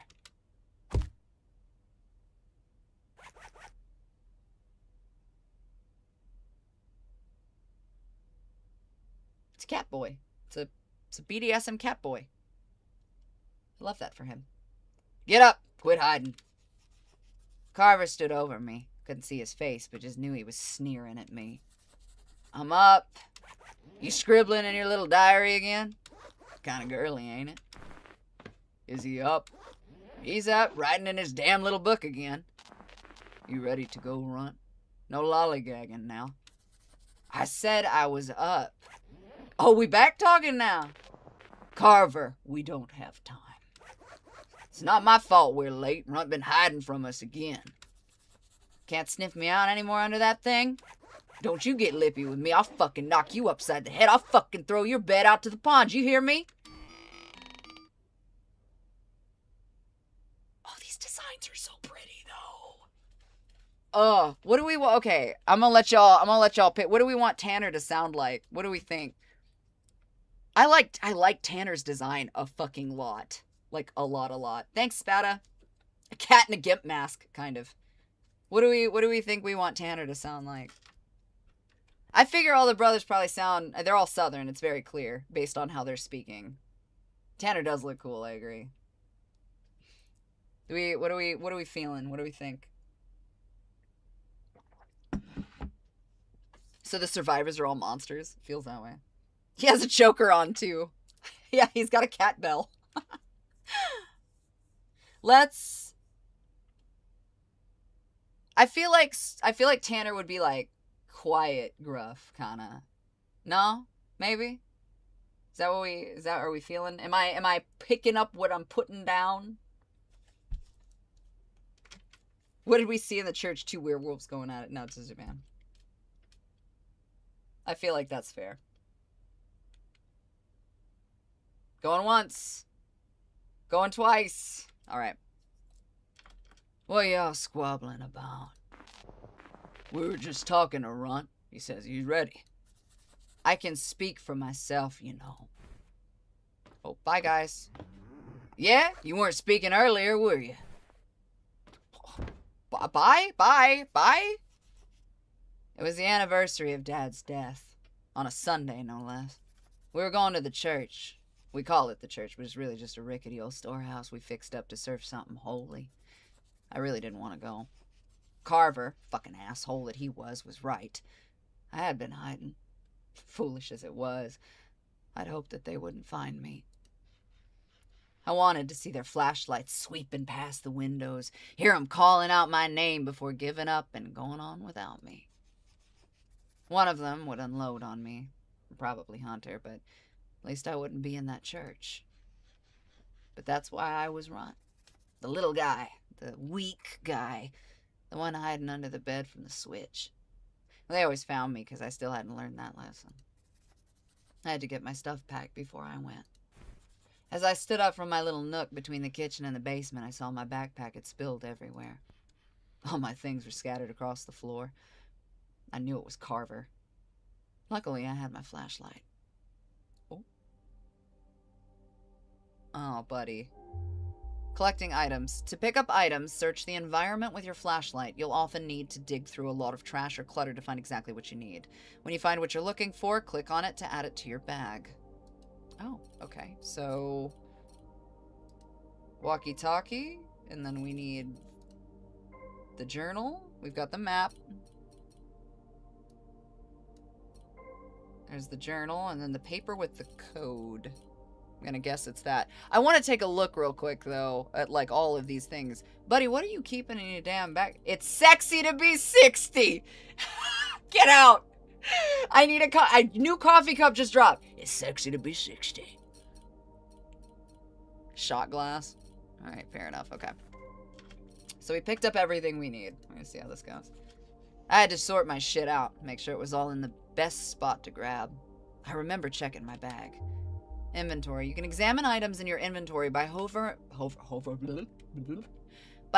over their icons. Giving items a closer look can help with puzzles and requests. Your inventory can be opened by clicking on your bag. You cannot open your inventory while in dialogue. Okay, so click on the bag. All the items you collect can be examined here in your bag, but for now, let's get your radio and journal ready. Click on each of the items to place them permanently on your HUD. When you're done looking around your bag, click the strap at the bottom left to close it. Okay, so we want that, and we want that. The padlock code scribbled on a slip of paper reads order. My map of the town, drawn on it so much it's barely holding together. My radio, can't believe the thing still works. It's my journal, I write down everything I need. My flashlight, beat to hell and so heavy if the batteries went out I could use it to crack somebody's skull open. That's... okay. Click on your radio to switch it on and off. The radio only plays music, which changes depending on where you are and who you're talking to. Now let's check out the journal. Your journal is where you keep track of your thoughts, feelings, and your to-do list. Scribbled notes on your changing feelings and your to-do list can both be found on the Me page, while the rest of the journal contains everything else. Whenever you see a red swirl in the upper right-hand corner of the screen, something important has been added to your journal. Below your Me page is your mind map. This mind map will automatically collect and connect key pieces of info during conversations and display how they relate to each other, if at all. You'll get a new mind map each day to help track of evolving leads as the week progresses. When you're done checking out your journal, head out to meet your brothers, but be quick about it. They aren't that patient.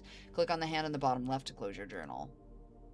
I feel irritated. I can't put my finger on it. Don't feel too much about myself. My dreams are only vague nightmares. I hope my rounds go quick. Ain't much to do right now. Did my shift by myself today. Everyone had to prepare for Dad's, I don't know what you call it, funeral. It's like we're reburying him all over again. We need to head to the church to honor Dad. I hope it goes quick. Damn, buddy. Brothers. My brother Tanner's the second oldest. Real quiet, real hard to read. Follows Carver around like a dog, though I don't understand why. Those two couldn't be more different if you tried. This is cool. There's a question series? That's really interesting. The middle strayer. A mouthy asshole, always fighting, wisecracking, and trying to start shit. Likes making my life miserable as possible. One day I'll land a punch on this fucker. Fair. My brother Fisher is just a few years older than me. Whip smart and with an iron faith in Dad's teachings. I get the feeling that he don't like us too much, given how much time he spends at the hydro station. Interesting. Okay. Well, that's it for now, so let's see what's going on. Welcome, Vorish. Happy to have you.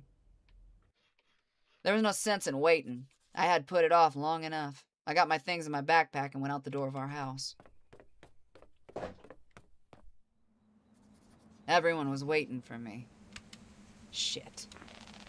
Took you long enough. You did this last year. What's your damn problem? I stayed silent. There wasn't anything I could say. No answer, no reason was ever enough. Cat's got his tongue like usual. Too good to be talking to us. We got everything. Waiting on Hunter now. He was scoping, making sure the path's clear. No outsiders coming round today. Schedule was set. No patrol for any of us today. Except Runt. He should have done one. I had done one. Crack of dawn shivering along the perimeter before the sun attempted its daily battle to break through the clouds. Was he being truthful? Did anyone see him? I tried being quiet. You think he's a liar, Carver? Well, he wasn't being real forthcoming earlier, was he? Bet he got halfway around the fence and took a load off under some sycamore. I tried to be quiet.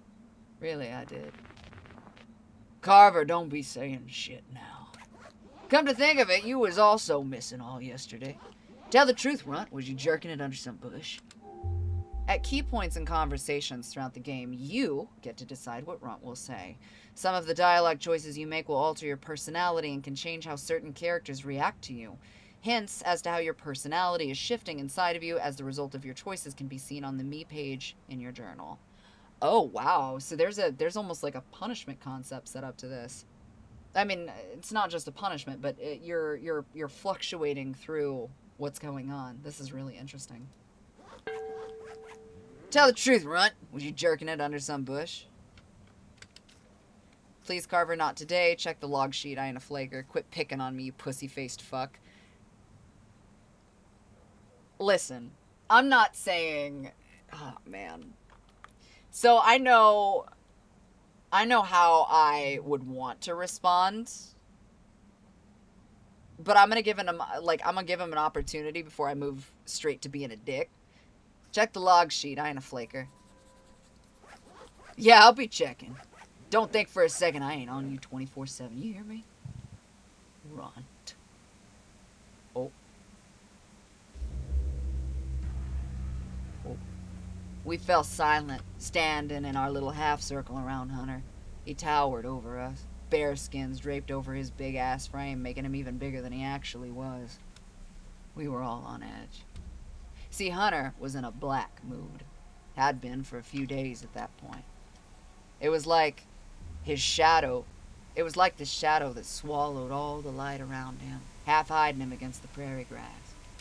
You could feel it even before he got close to you. This horrible heaviness, muted only by the weight of his big old bearskin cloak. Homie's got a hell of a gun, goddamn. See, Hunter had a dog named River. This shaggy, vicious thing that snapped at anyone that wasn't Hunter. I couldn't tell you what kind of dog it was. Some sort of mutt that I swore was part wolf. Those two loved each other more than anything. Certainly more than Hunter ever loved us. He never hit River. Not once. He would have liked us better if we were all his dogs. Loyal, silent, and obedient, without even the ability to question his command. But River had died a few days ago. Hunter didn't say much else on it, not how or why or when, but only the River died.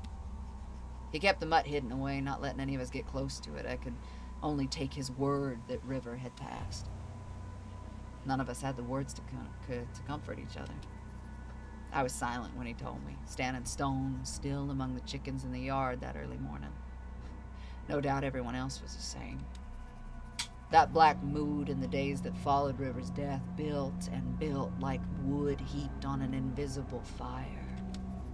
That silent heat rippled around us as we stood before him. I wish I could say I had pity for him. But for River to die and then having to deal with Dad's anniversary right after, but I think I was scared more than anything. All this heat, it had to go somewhere. God help who it struck. Ready. He turned toward us, face black under the teeth of his hood. That is really fucking cool. I like how he put like the yarn between the teeth. I nodded. We all nodded. We were waiting for Ron. He was hiding. I wasn't hiding. How many times do I gotta say it? Enough. His hand was on my shoulder. Even through my jacket, through his gloves, I could feel his strength, his power. Them fingers dug in tight. Let's go. Run. Take point. I knew my brothers were sneering under their masks. Taking point was not something to be proud of.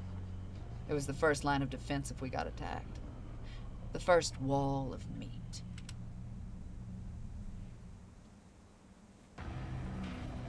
They all started gathering their things. Oh shit.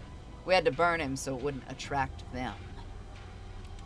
It became a tradition that we'd all take a little trinket or something, and that would be Dad, his presence, his spirit. We were always finding bits of him everywhere at home, like somehow in his death, his ghost had come home and, I don't know, melded with the house.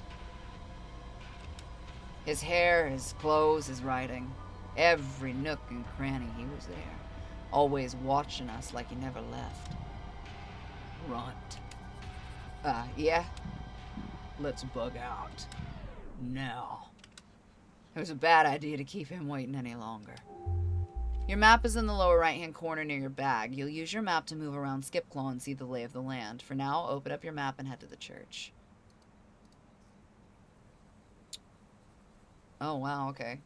Weird House, West Perimeter, Home, Food Stores, Garland Farm, Lynn's House, Wacko Jeans, Doc's Office, Hot Bath, Bess's Shop, North Perimeter, Willie's Shack, Radio Tower, Hydro Plant. So, apologies, because I was feeling older. Sounds like it's a post-apocalyptic. Yeah, so this is a visual novel that is structured on multiple endings, but it is very story-rich. So there are mini games included in this as well. It's not just straight text. So this is very much the beginning of the game. But it is post-apocalyptic. So it's these brothers surviving in a post-apocalyptic world. So we're figuring out what's going on. Mm-hmm. This is an all-star gangbang. I'm trying to stream this for Dread XP. Chat, please. Contain yourselves. I feel like they giggle a little bit. Contain yourselves. With each step, my feet got heavy. I was stomping on sticks and dry grass and getting cuffed at the back of my head by Carver when I slowed down. Nobody said anything, but each time I lagged, I could feel the heat of their eyes on my neck. Hunter halted, raised a hand. Stop. Down. We dropped. We didn't disobey. Not in this world. Hesitation got you killed. 9 o'clock. There, just beyond the top of the fence. We lay on the crest of the hill, looking down into a shallow, dry gulch. We shuffled in the grass, positioning ourselves just beneath the brush. We smelled it before we saw it. That thick, acrid, musky scent. There it was. We have all sorts of names for them. Hunter calls them the unholy. Tanner and Fisher call them lung dogs, along with most of the town. Carver calls them those flesh fucks. To me, they're always twisters. Why twisters? Well, how else are you supposed to get the head off? You'd always hear them if they were close, in big sacks pressing out air and wheezing and breathing and gurgling, sounding like death rattles. Even more than their breathing. I hate their eyes. How they never seem to blink. Even before I knew all that they could do, I wanted to put a bullet in their skulls just for those lids to finally drop and quit staring at me. They appeared after the blackout, pouring in from some unknown place for some unknown purpose. Something more than animal, less than human. We had our rifles, but they had the dark. The never-ending dark. I tried to focus. Nothing good comes from daydreaming on a battlefield.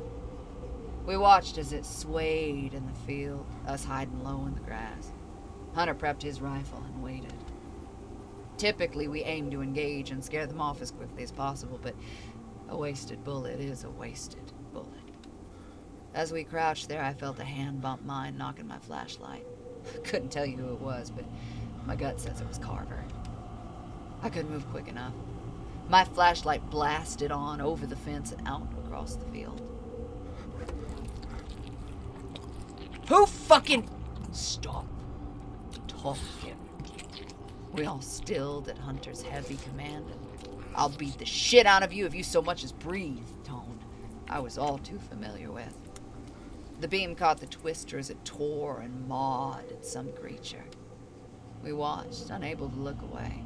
The sounds carried over the prairie, wet and sinewy, and echoed in the cold. In the dark grass, I felt a firm hand paw around towards mine. It took my flashlight and went to flick it off.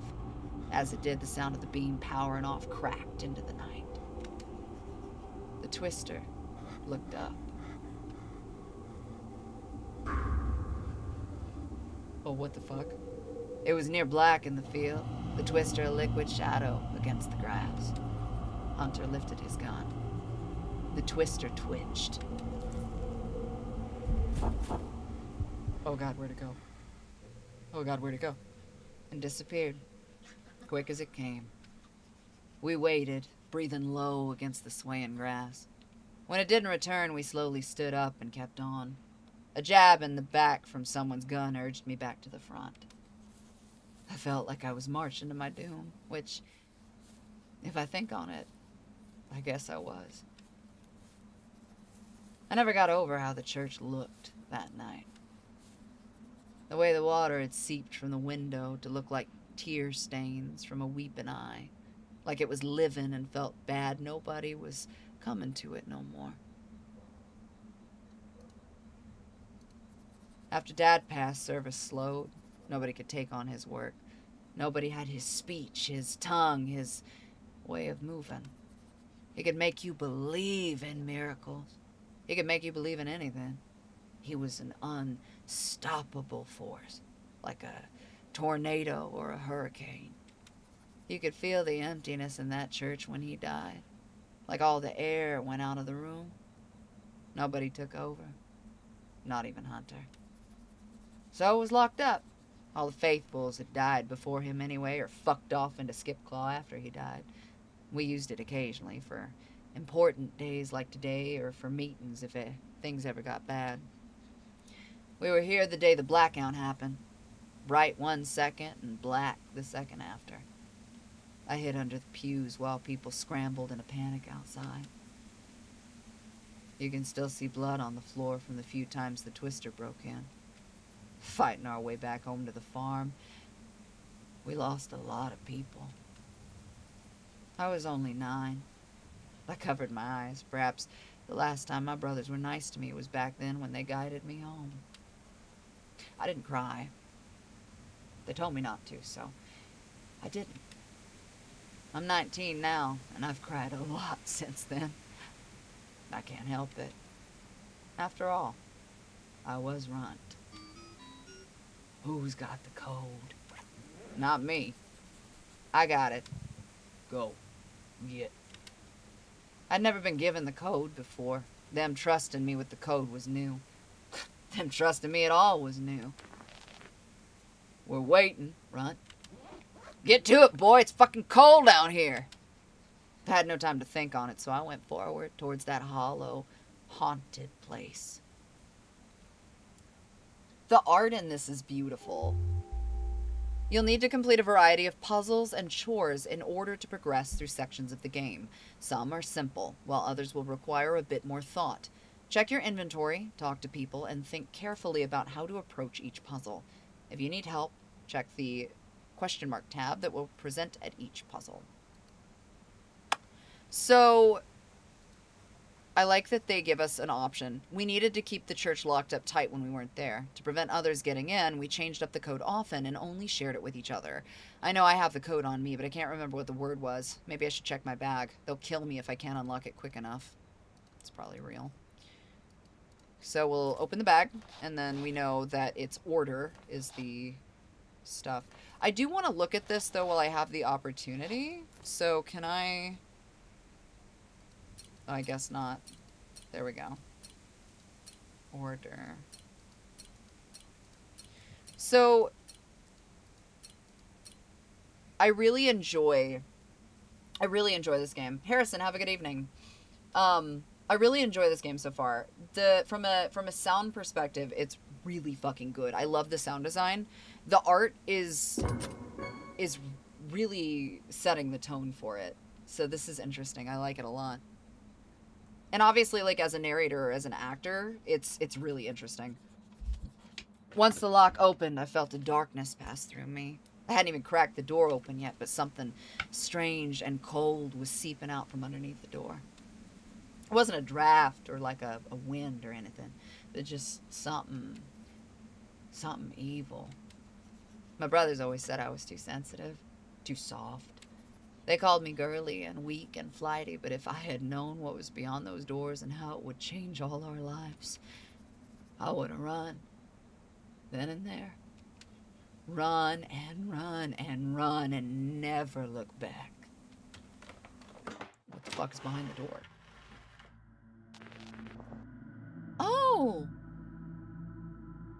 Oh! Okay, yeah, yep, yep. Can't see shit in here. Well, quit bitching and get a candle going. Smells funny in here. That inky black feeling only got thicker. You could smell through that? Smell? Wait, yeah, I smell it too now. What is that? Hush. We fell silent. My nerves were twitching like a guilty sinner. Light it up, boys. Beam sky high. What the fuck is that? You, run. Go check it out. Me? Why me? Just go, shit ass. Oh, that's creative. It's very creative of you, sir. Fantastic. My hands were trembling. My gun rattled in my grip. I couldn't, at that time, explain even to my numb, dumb self why I felt the way I felt. Maybe it was something like a hunter's gut, an instinct. Dad would have called it divine insight. My brothers would have called it being a pussy. I stepped closer. In the dark, I was suddenly assaulted by this deathly smell. Rotten and sour, like the vinegar in our cannon room. My steps creaked, mixing with a cold wind blowing in from outside. But there was something else, too. This slow, thick dripping. I'm trembling now as I write it. What a thing we saw. What it did to us. What did we see? What? Is that letters? Is that... Oh, 5 days. Okay, yes, it is letters. All right, cool. Those are some really thick intestines. Is that like... I feel like you know, the level of like thickness required to obtain, or like did they dry them out first, or like did they put a pipe or something in them to make them look extended? Like I understand that your intestines can expand a little bit because like food and stuff, but I kind of feel like these are really thick intestines to make words. Anyway, it doesn't matter. Make letters, whatever. 5 days. We stood in stunned silence as each of us took in the message written in the odds and ends of dozens of creatures. Oh, okay, that makes more sense. All right. Was it a warning? Was it a threat? We didn't know then, but it was a promise. A promise that would be fulfilled by me. What do you mean by me? What do you mean by me? What do you mean? What? No, what? Was that it? No! Is that the end? What do you mean? What do you mean? Oh, wait, it's saving. Hold on. Okay. Hold on. I was about to get hella grumpy. About to get on the phone with Dread. Yeah, I was about to call fucking Hunter over at Dread XP and be like, brother, Listen. what the fun? We left the church stunned and silent. Hunter radiating heat like a fire made out of hate. I do that sometimes. I get real hot. It was a violation, you see. An unholy mess made of that sacred day. It made him mad. So mad. Not that he would ever say it. Not with words. He didn't need to. You could feel the heat coming off of him in waves, and it whipped us all into stupid silence. He took point. We followed with our tails between our legs, no one talking. Not even Carver. As we walked, the feeling in the church followed us home again. Our sixth, most dark brother. I couldn't shake it. I don't know if anyone else felt it, but from how our heads hung low, it was like our own shadows were too heavy. It was late when we got home. Deep night. I almost cursed the old screen door for creaking too loud when it slammed my ass on the way in, but Hunter was already up the stairs. We weren't going to talk about it yet, then. I sort of wanted to talk about it right then and there.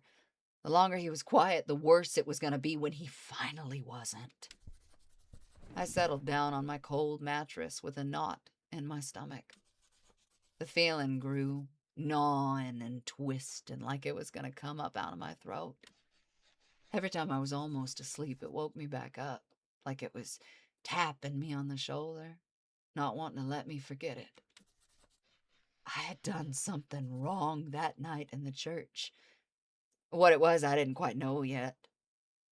The way things were around here, maybe I never would. I lay on my mattress with my eyes closed in the dark, trying to keep myself calm. The feeling haunted me, this feeling of failure. Day 1, Monday. Okay, I'm not mad anymore. Everything's fine. Everything's fine. I was a little concerned, dog. Well, so it wouldn't be the first time we run into a game that had like a short demo, and it was a really good introduction, but I'm enamored. I want to know what the fuck's happening. Right. It didn't matter how bad I slept that night. I was up before the crack of dawn. First out to the hen house to let the girls out, then right back in to scrub down the kitchen before I fixed up breakfast. A life like this didn't let you feel sorry for yourself for long. That's the fucking truth. House stuff was my job, mainly cooking and cleaning, watching the hens, and tending the little garden out back. Every day I fixed breakfast and dinner. No exceptions, no days off. No matter how piss poor Tanner said my cooking was. At least they let me off the hook for lunch, seeking to take it somewhere in Skipclaw if they could. Breakfast that morning was nothing but eggs scrambled up with a few sorry sausages and toast. Butter and jam would keep them happy, keep their mouths full from talking too, and would it keep me happy too? I jabbed at the sausage sizzling in the pan. I could hear somebody getting up in another room, and that twisting feeling returned to my stomach like a gut punch. I hadn't felt this bad since Dad died. But I couldn't say nothing. Even if anyone else felt the same way, I couldn't say anything. Nobody would care. I set out plates, and just on time, as if they could hear the clunking, Everyone shuffled into the room. Hunter first, then Fisher scratching at his neck and yawning and shaking his head like a dog as he sat, and then Carver and Tanner right together like they always were. In the backyard, the rooster crowed in the morning. Lord our God, we come to you as underserving sinners, with thanks for the bounty you have seen fit to put upon our table. Keep your hand heavy upon us as you lead us through the trials of this earth and form us into soldiers of your will. Amen. We were silent then, waiting for Hunter to speak more, but he just pulled his hands back, picked up his fork, and started eating. We followed suit, and once all our mouths were stuffed, he finally spoke. Who did it? He looked around at us. Couldn't see his eyes, but you could feel him boring into you from under the teeth of his mask. Did what? Ow! Carver jumped high enough in his seat to clatter all the plates on the table. I saw why. Tanner had stepped on his foot under the table. What do you think, genius? We didn't do nothing. We wouldn't do that to Dad. You mean the thing in the church? Hell no, we ain't got time to be pulling shit like that. Are you fucking crazy? Carver, baffled as he always was by Hunter trying to chastise him, had his hands up, fork still gripped in one. Fisher wiped a sweaty palm on his dirty pant leg. Tanner stared at Carver, then back at Hunter. Someone must be punished. You mean killed? Ain't it a bit much to kill someone over this? Oh. Hunter turned and clapped his hand over the back of Tanner's. It's hot in here. Is it hot in here? It's a little bit hot in here, right? Is it just me? I might be a little sweaty right now. It's fine. He leaned in, pulling Tanner's head down and close so he could speak right in his ear. His voice was hot and low. You want them unpunished. Is that the message you wish to send for the defamation of our church? The mockery of our day of mourning? You don't want us to do nothing? It's all fucking right to do that to us. Is that what you want to say to them? I knew that hand, how hard it could squeeze. It was like a vice. 5 seconds in and you weren't sure if he was going to start snapping bones. Tanner bore it, silent, didn't move a muscle. I ain't saying shit. Are you fucking kidding? He's gonna slap the Billy hell out of me. Fuck no, I'm not gonna yell, let him go. Look, listen, I know a man in this instance. Let this play out. Also, go fuck yourself. I ain't saying shit. Have fun. Good night. Nah, I ain't doing nothing. Let off him. You two? Trade your balls in for a fucking dolly on one of your trips into Skip Claw. Is that it? His hand didn't relax on Tanner's neck. My eyes would have been watering at this point, but you couldn't move or whine or show any of the pain or he'd make it worse. Let him fucking go so he can eat his fucking breakfast. He didn't do anything. If it was a townie playing a prank, hell, I'd be happy to sink him myself, but we'll get hell from Skip Claw if we do a thing like that. Just, Jesus H. Christ, Hunter, let him fucking go! Whip fast, Hunter slammed Tanner's head down on the edge of the table. I heard the wind leave his lungs. He staggered and Carver lunged forward to start fussing on him.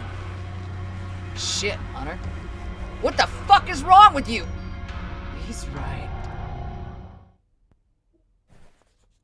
Tanner's voice was weak, warbling, his breath slow and deliberate. His hands gripped the edge of the table as Carver uselessly cradled his shoulders.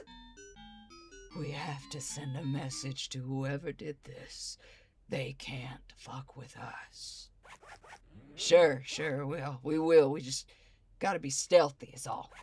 We'll find that son of a bitch, Hunter. Don't you worry about a thing. We'll find him and string him up by his nutsack. Right, Hunter? That'd be alright, wouldn't it? What if it wasn't a human? The whole table turned to look at him. Fisher worked his hand up under his mask to scratch again. You think it's one of those unholy? I mean, both of them can do stuff. We've all seen it. It was true. We had all seen it. Every time somebody died to one of those things, we saw it. Twisters were cunning, wily things with a taste for scattering their prey when they were done eating it. You think, I'm sorry, are we implying that the lung puppy, the pop-up doll of a fucking weird animal was the one that spelled out 5 days? Are you saying that these things are sentient enough to fucking host a spelling bee in a church? Are you... Whatever, fine. Bones this way, half-chewed organs that way, each making some kind of symbol if you looked at it too long. Like it was trying to say something you were too stupid to understand or too scared. That message in the church, it could have been a twister attack. A few of them in a pack. But it could have been a smoke. They were subtle at first. Lights throwing shadows that didn't quite match up. Shadows that moved when you weren't looking right at them. Some folks said it was our eyes adjusting, like it was some kind of effect on the shadow in the sky. A withdrawal from the lack of light. Then people started disappearing. More and more and more just wandering off in the night. And when they were found, they were always in some old barn or abandoned building. The bodies. You couldn't tell who they were anymore. All you knew was that they were human once. They were a person once. Now they were just corpses, curled up like dead bugs. Skin and faces dried to paper like old corn husks. Hunter called a town meeting after the first few bodies were found, and the town came to a conclusion on a few things. There was something new out there. It liked the dark. And it needed people to be alone. After that, we paired up, kept flashlights on us as much as we could to ward off the darkness, but it's always dark now. And you can't be with someone else round the clock nonstop, even if you like them a lot. That's why we got these masks. They protect us. I'll tell you that story some other time. Basically, the smokes can't see us with them on, like we're camouflaged. That's why we wear them now, as long as we're out of the dark, as long as we're not alone, as long as we hide our faces. The smokes can't get to us. Funny. I think I've seen my brother's masks more than I've ever seen their faces. Some townies I've only ever known through their masks. My mask was what? Oh, I get to pick? Oh, this is so fucking cool. Oh, that one's got bones and red-tail hawk feathers on it. You know the answer.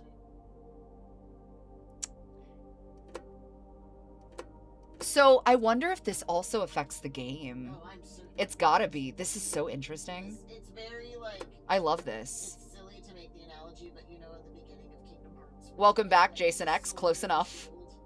That's what, yeah.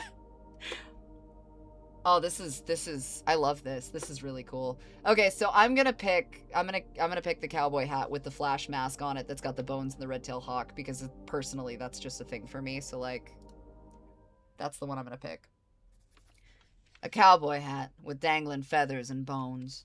I use bits from our little ladies to decorate it. Oh, okay, well, it's chicken feathers, but still. Felt bad wasting it. But that ain't here or there.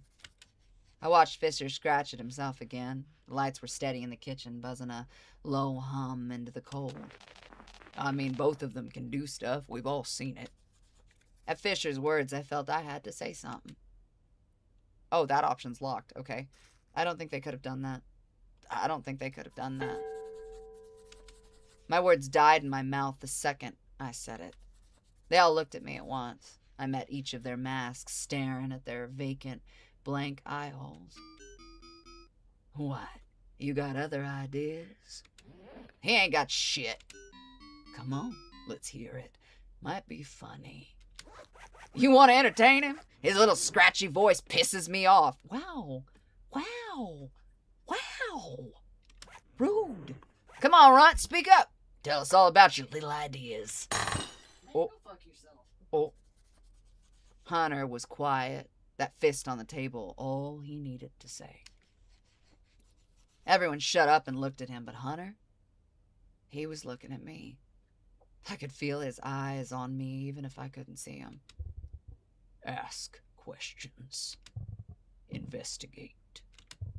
I want everyone searching. There will be no failure, no backing out. Carver, you're walking the perimeter. Tanner, guard duty. Fisher, hydro plant. If you find anything, report back immediately. That's an order. We all nodded. Run. Follow anyone you want today. It was awful having to pick like this, knowing nobody wanted me around. I was too weak to go out solo. Everyone knew this. Every day I had to do this. Every day they hated it, and hated me a little bit more. But they wouldn't go against Hunter's word, and as much as anybody would hate to admit it, they needed me. Maybe they would have never mourned me as a brother, but they would have mourned the loss of a soldier, the loss of a warm body, the loss of a meat shield. They all ignored me as I lifted my head to look at each of them. Shit. Oh man, I'm picking who I get to go with, huh? Each day you'll have to select one of your brothers to conduct a shift with. Shifts last most of the day and can be started immediately after breakfast or after you spend your free time in Skipclaw. You cannot do a shift with the same brother twice in 1 week. Whoever you select to work with today will not be available again. Consider who you choose carefully.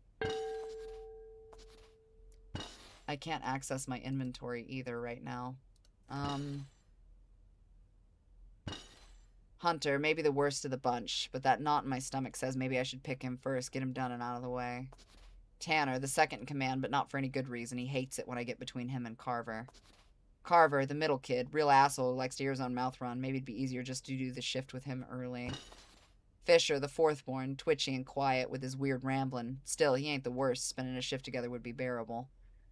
So, 5 days. 5 brothers, right? It's very clear that this is all indicative of what's happening.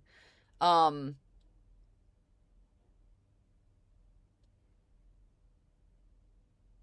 feel like I want to save Tanner.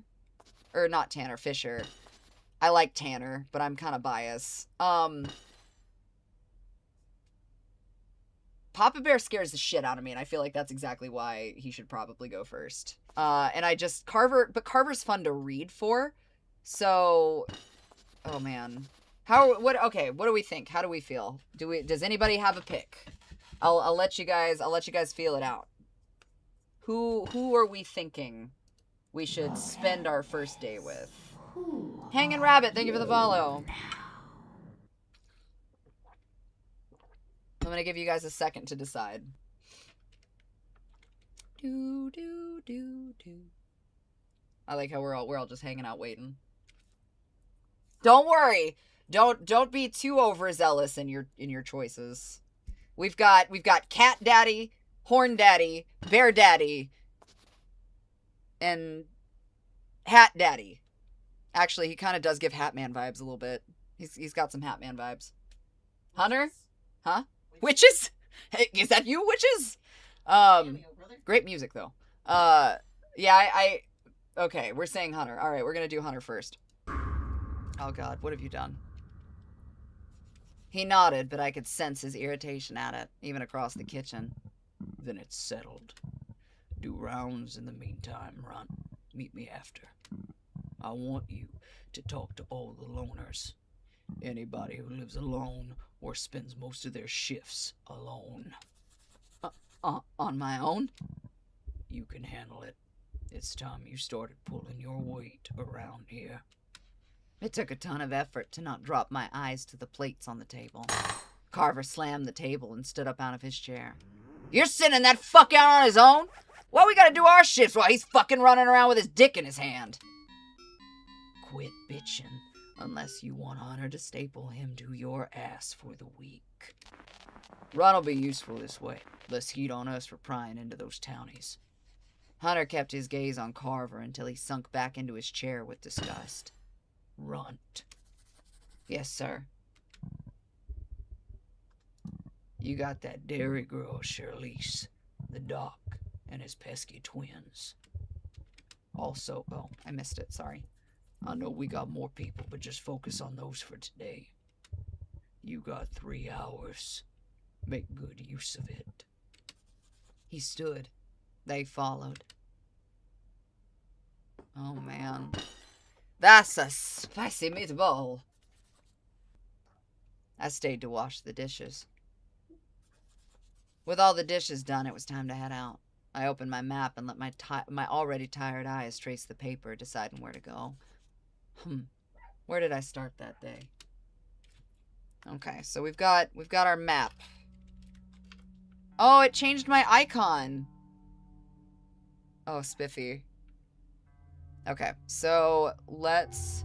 After breakfast, you can either start your shift with your brother straight away or use your free time to explore and talk to people around Skipclaw.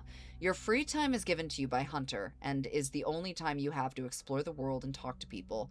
Pissing Hunter off or breaking rules will reduce the amount of hours you have for free time. Oh, wow. Visiting a location with someone present and having a conversation with them will take up 1 hour of your free time.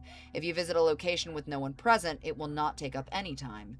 Remember, the things you do and the order you visit people can radically change what you can discover. Explore around and experiment. You might encounter entirely different days.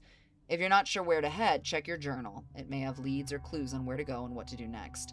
Open your map when you're ready to head out. Okay. I want to look at the journal really quick.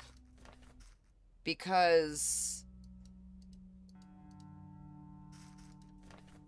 Hunter's dog died recently, leaving him quite upset.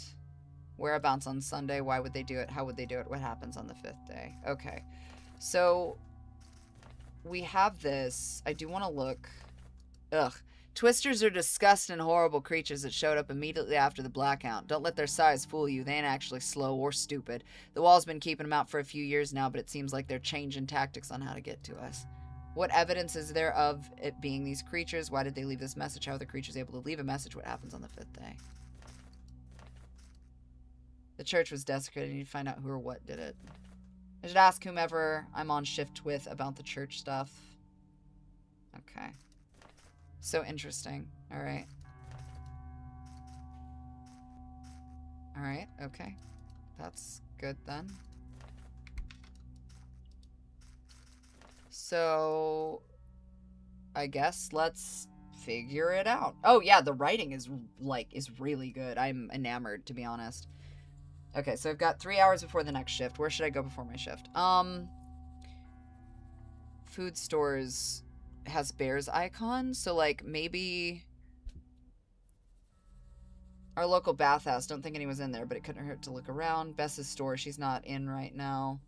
The main square for the town, I don't think anyone's here. The Garland farm, Shirley's is probably working hard in the field. Len's house, I don't need to be bothering him. Doc's office, I think he should still be around. Willie's shack, I think he's in right now. Radio station, Red should be in right now.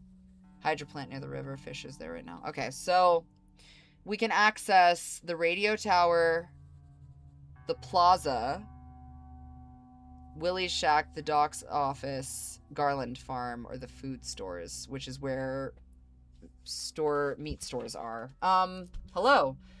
I feel like I'm biased for wanting to go to the radio tower. Okay, you know I have to go to the radio tower, right? Like, I gotta go to the radio tower first, so we're gonna do that. Let's see. The radio tower I feel like is smart, right? Oh, it is an actual fucking radio tower. Like, get the fuck out of here.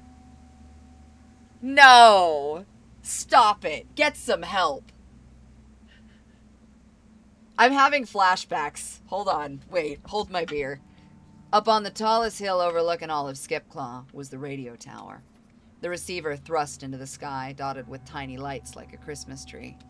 At the very top, a bulb, a bright, blood-red bulb. It glowed against the sky, that red flashing at the top like an eye looking down upon me. It might have made someone else feel all weird inside, seeing that crimson against all that black, but for me it was comforting, like a little star guiding me. The radio tower was a small thing, built years ago when there had been a bit more traffic passing through town. We had a little radio station. None of us on the farm were ever allowed to listen to it. It played music and gave farm reports. Apparently it had shut down a while before I was born. When the blackout happened, someone saw its worth and booted it all back up. Just beneath the tower sat an old trucker cab.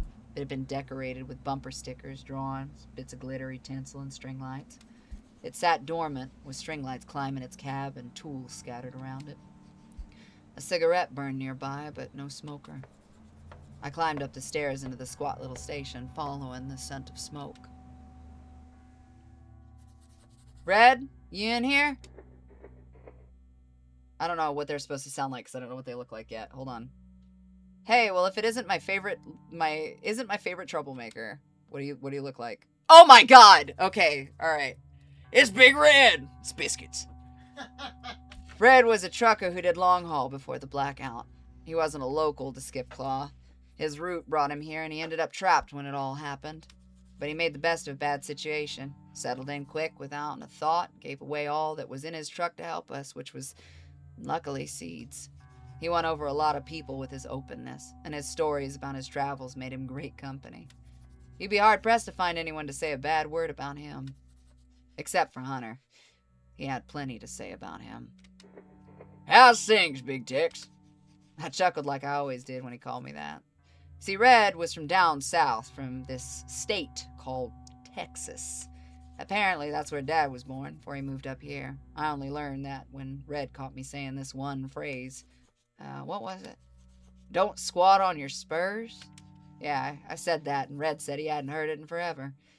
We got talking, and pieces started to come together.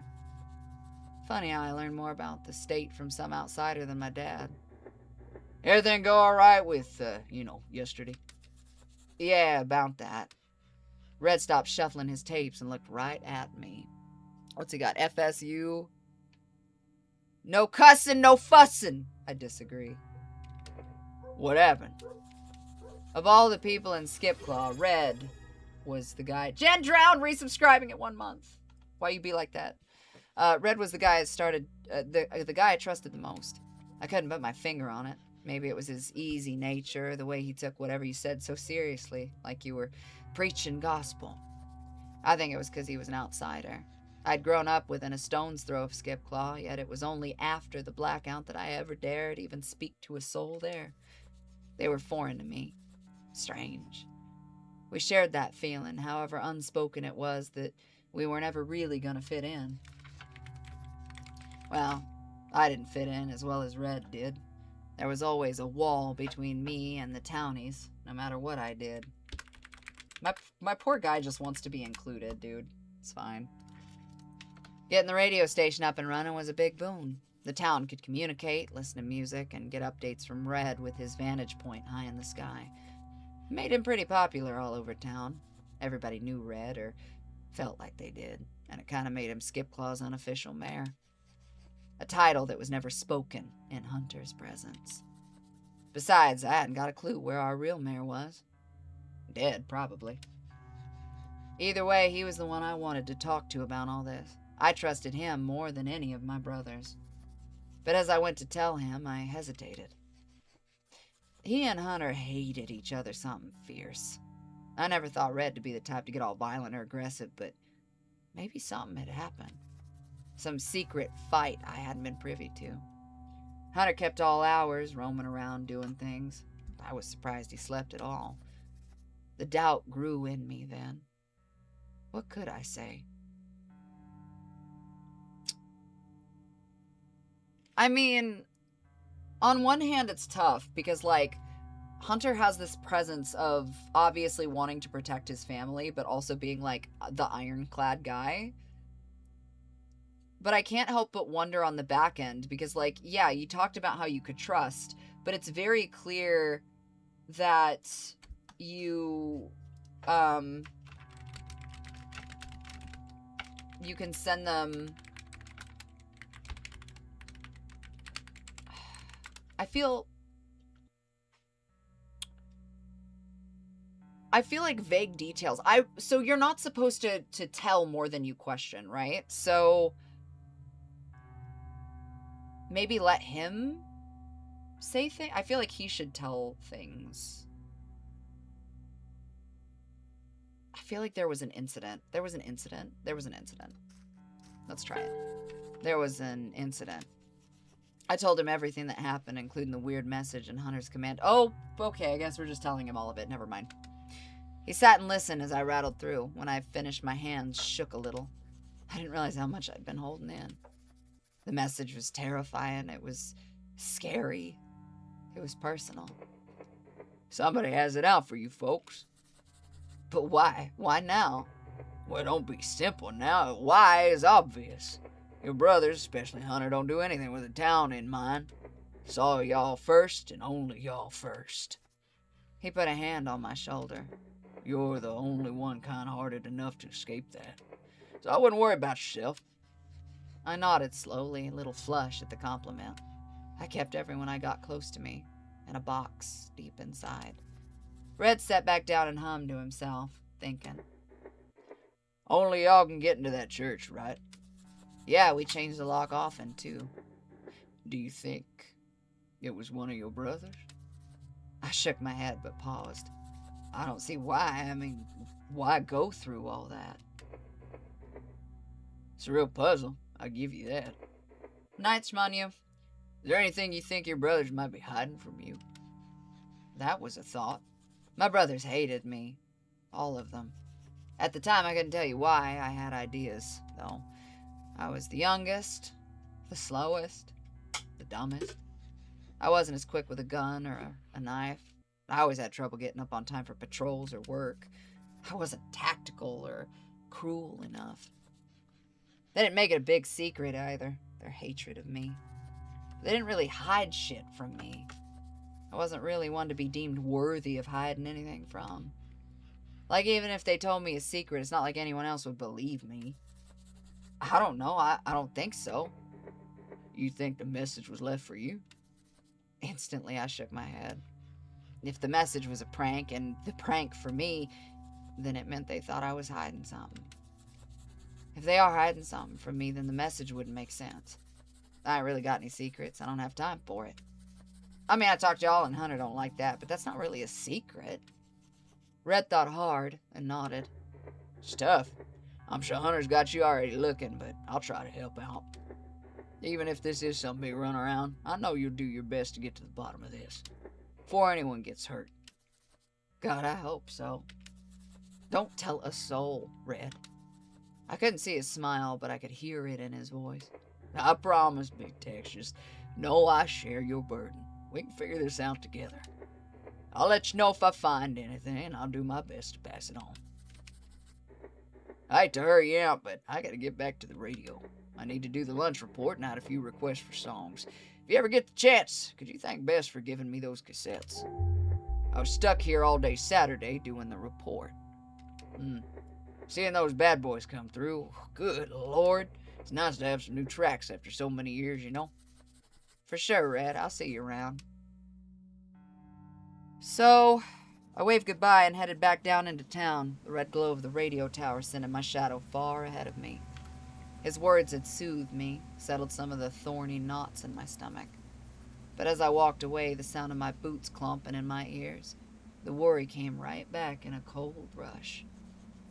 Did I miss something in his behavior, swept up in his charm?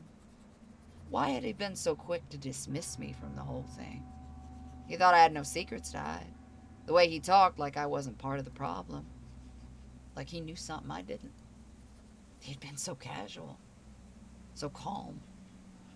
Over and over, the thought swirled round my head. Thought I wanted to deny. Had he done it?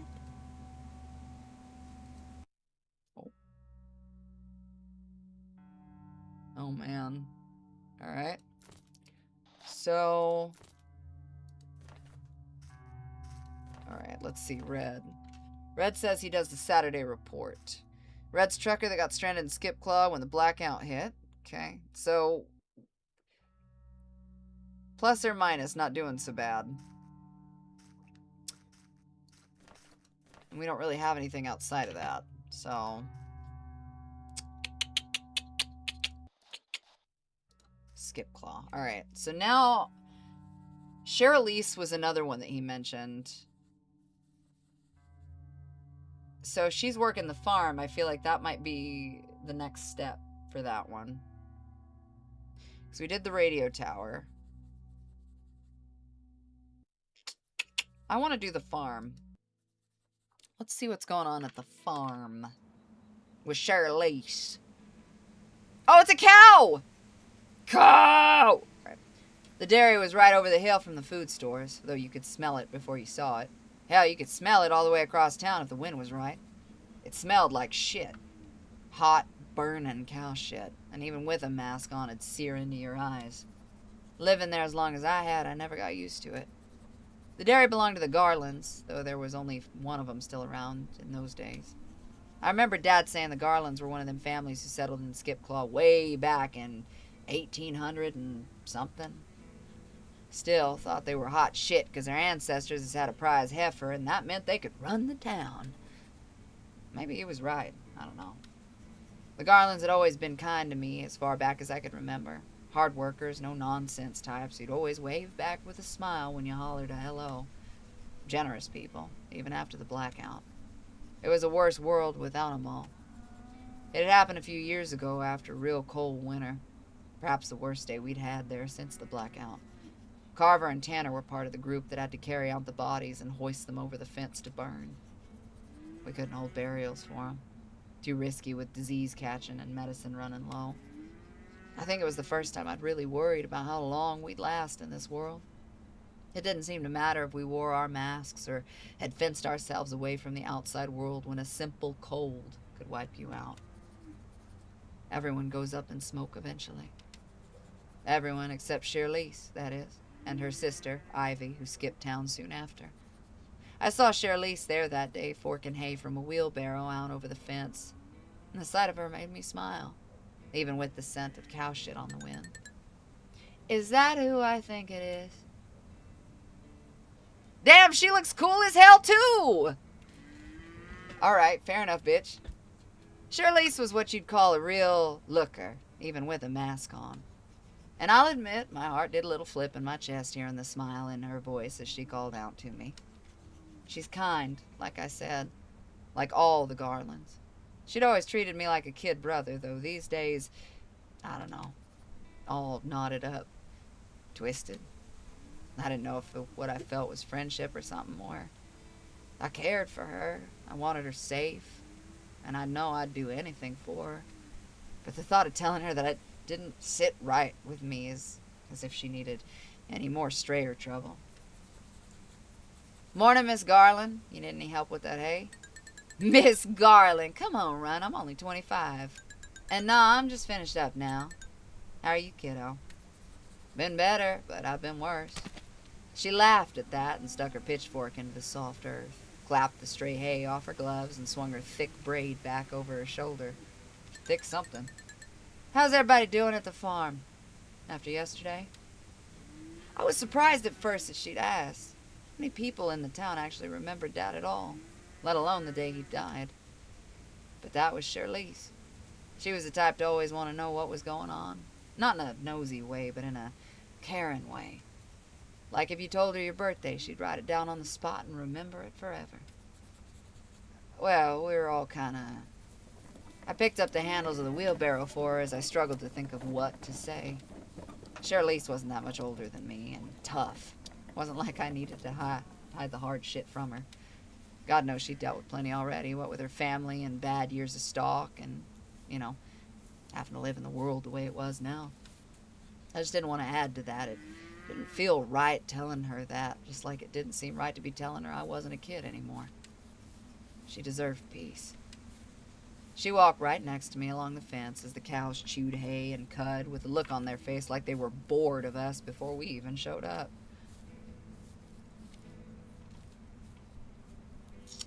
This is a really interesting metric where you can decide to tell everybody things. So now we know that if you tell them about the incident, it becomes a different conversation, right? It's very clear that the town does not like the way that things are going with the brothers. Charlize also cares, so...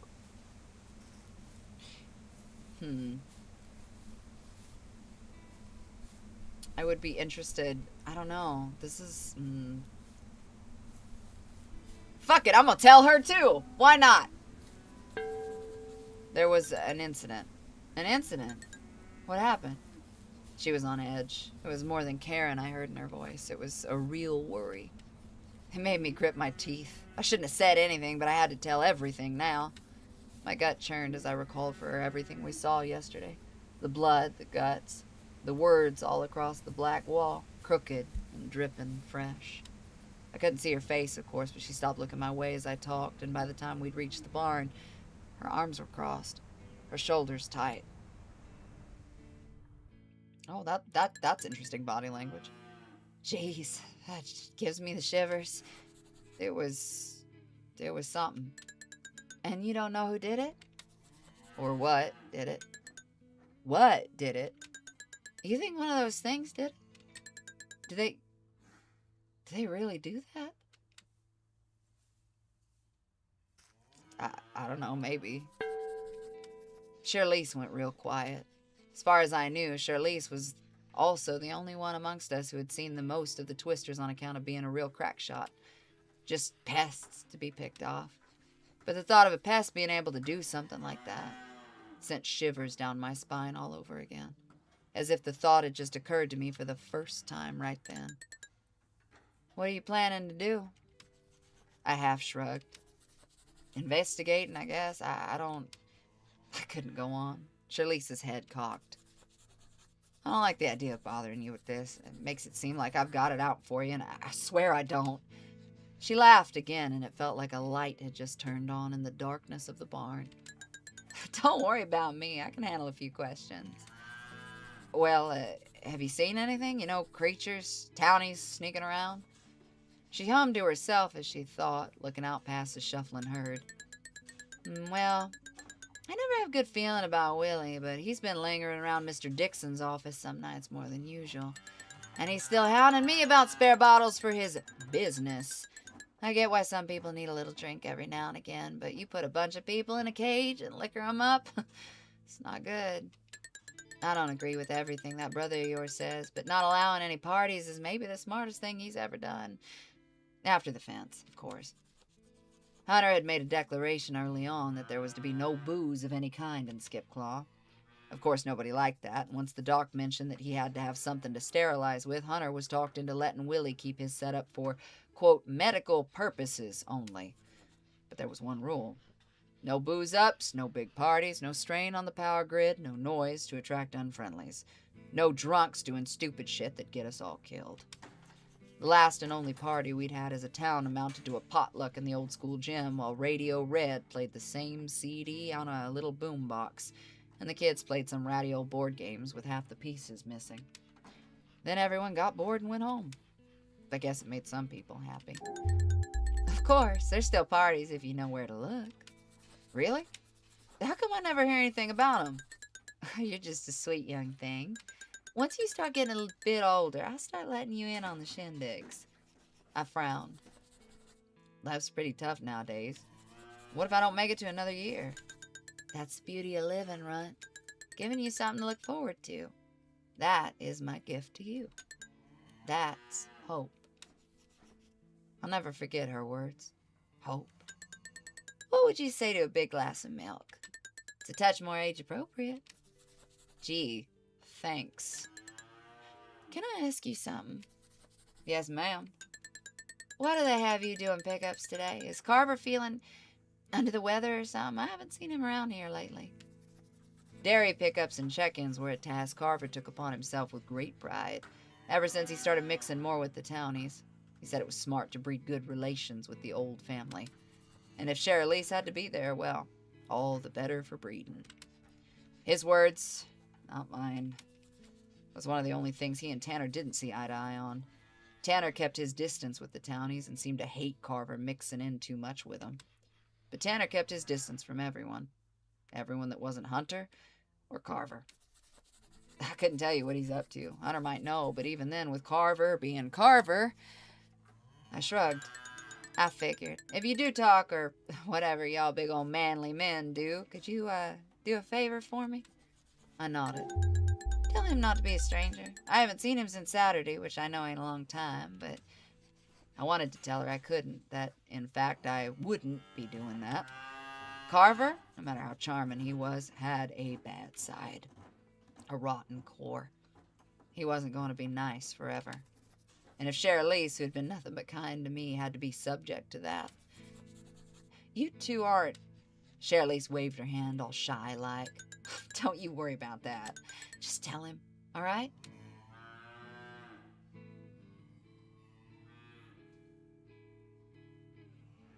Interesting. So, Carver's a dickhead. We know that. But Carver's also very direct about how he feels about things, and it's really interesting to me that he spoke up in relation to what Hunter was doing, which makes me wonder if Carver's involvement wasn't part of this. But then again, Tanner pretending to be... I'm not going to tell her not to mess with him, because that comes off as jealousy too. But I would be suspicious to know what else. I nodded. I couldn't see her face, but with how delicately she spoke, I could tell it had darkened. I just need to talk to Carver about something. I collected our ration of milk, and she sent me off with a hug that lasted just a little longer than usual. Interesting. 'Tis a mystery afoot. Alright, let's check her thing. Shirley says she hasn't seen Carver since Saturday. Says there's parties that happen without Hunter knowing.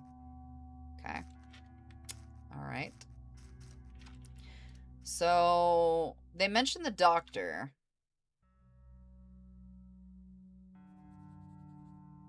The twins. We don't really know anything about the twins.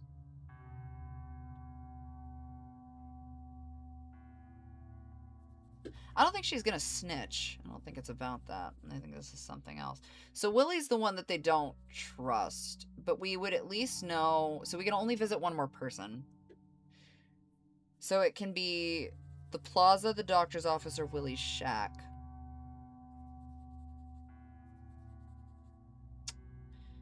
I feel like...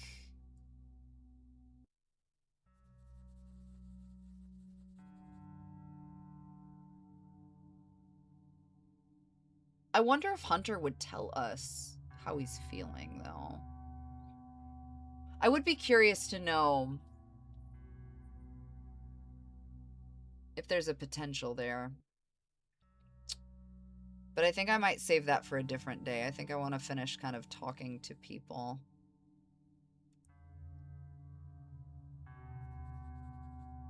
Parties. We definitely need to know more about the parties. I feel like the twins would know more about the parties. Willie's gonna know not to say anything about the parties. Interesting.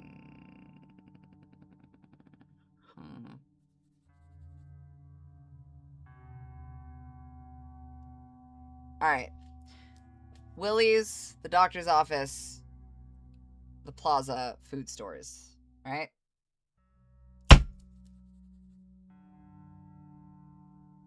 Wait, maybe? It's feeling like the plaza. It's the plaza. Okay, we're gonna go to the plaza. That's what we're doing. Why not? I figured I'd run into the twins if I swung on by one of their haunts. All the benches in the little plaza outside the old antique store seemed empty at first glance. I wasn't there 10 seconds before a pair of shadows overtook me with a flurry of footsteps. Oh, God. Hey, Runt, looky here! Where you been? They flanked me, pawing at me and tugging on my clothes for a second before settling down, knocking against each other and breathless. Where have I been? It's only been a day. Y'all can't handle not seeing me for one day. We get so damn bored without you. Yeah! Who'd we bitch at after classes, man? Yeah! Besides, you're just too damn fun to pick on. Yeah! Well, here I am. Temple and church were the twin terrors of Dwight Dixon, Skipclaw's vet turned doctor. I liked him well enough, but by God, if they weren't like two rubber balls, bouncing off the floor and the ceiling and the walls and each other so fast you couldn't keep track of either of them until one of them hit you right between the eyes. Doc said they were blessed with an overabundance of energy. Riled up, I'd call it. Always ready for pranks and mischief. The game name is on the listing.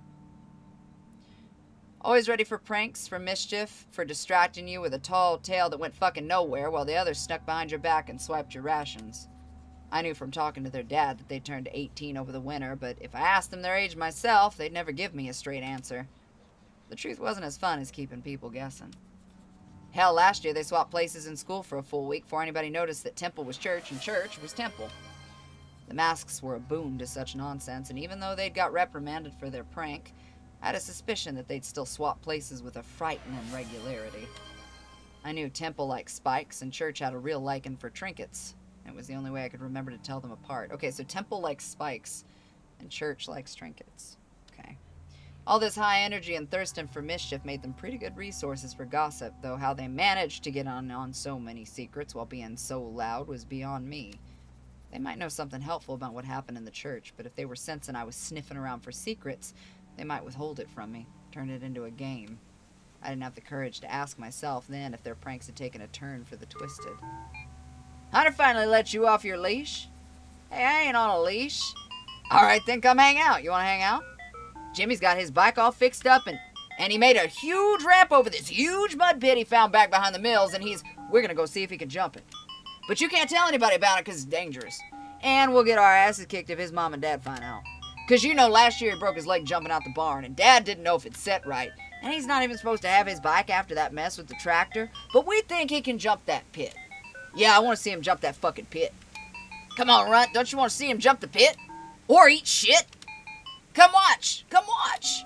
You never hang out with us anyway, we want to have some fun. Come on, Runt.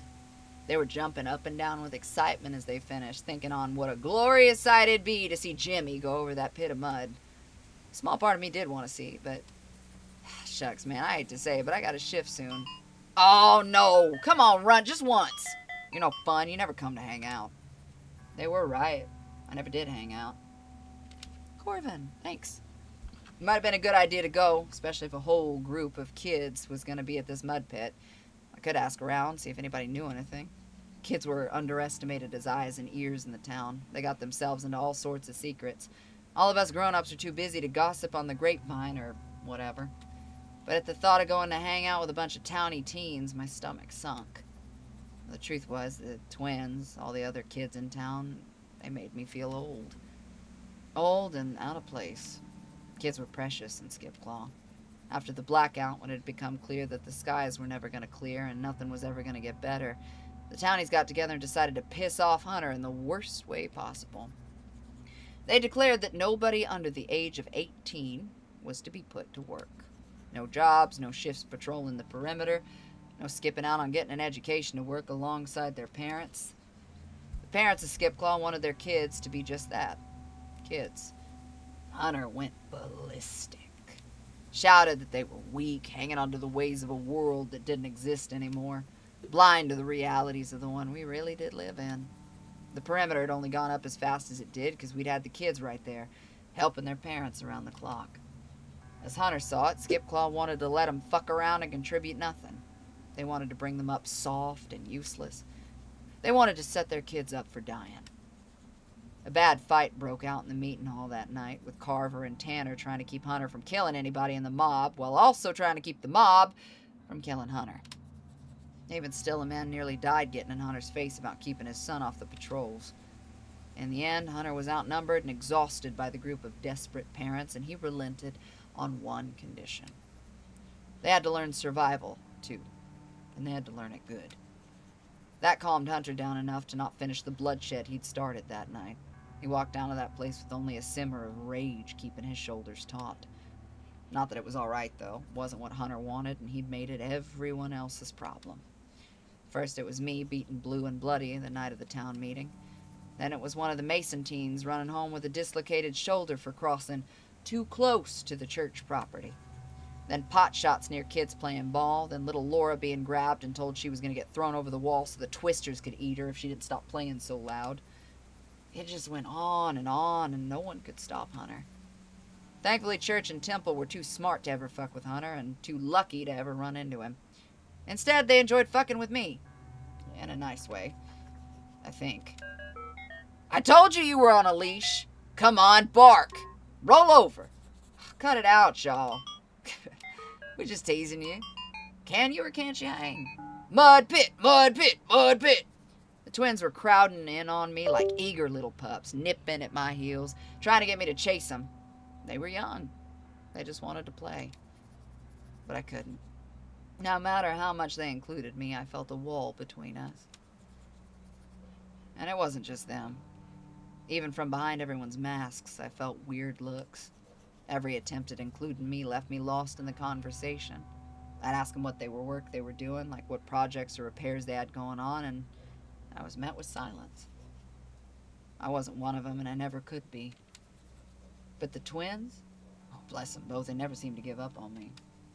They always tried to include me, always let me know when movie night was coming and that they'd come pick me up if I wanted to come, but hanging out was not part of survival. Not for a strayer, and so I had to content myself with the solace that being alone was better than being black and blue for having friends. Hey, what's going on in that big old head of yours? Yeah, Mr. Mysterious, are you trying to be all cool again? I ain't, I'm sorry, I can't hang out with you guys, but what? What's going on? Something wrong? You got something going on, don't you? Is it a secret? We won't tell. We swear. Pinky swear. They held out their fingers at the same time, brimming with excitement. I hesitated a second, thinking on it. I could reveal what I saw, but they really understand how to keep a secret. Have you guys seen anything weird? Weird? The twins looked at each other, thinking. What you mean by weird? Yeah, what's weird to you? Willie's been kind of weird lately, getting into all sorts of scraps. Now that ain't weird. Come on, Runt, what's weird to you? Just anything, people being strange or seeing more of them creatures. Creatures? No, I don't think so. We could ask around. Want us to help you? Yeah, we could help. They nodded their heads eagerly, quivering in their boots with excitement.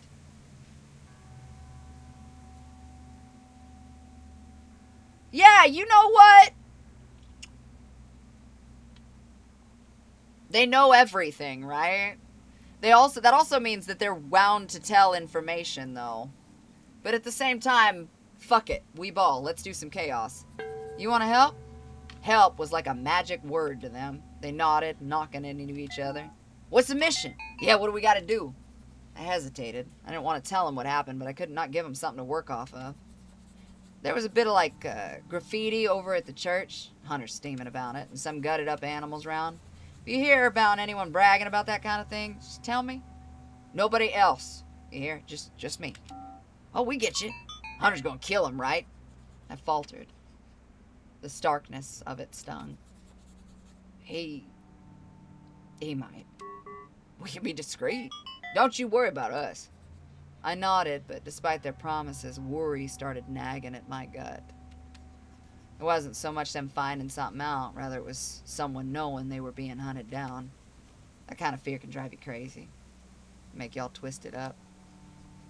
You might end up hurting somebody.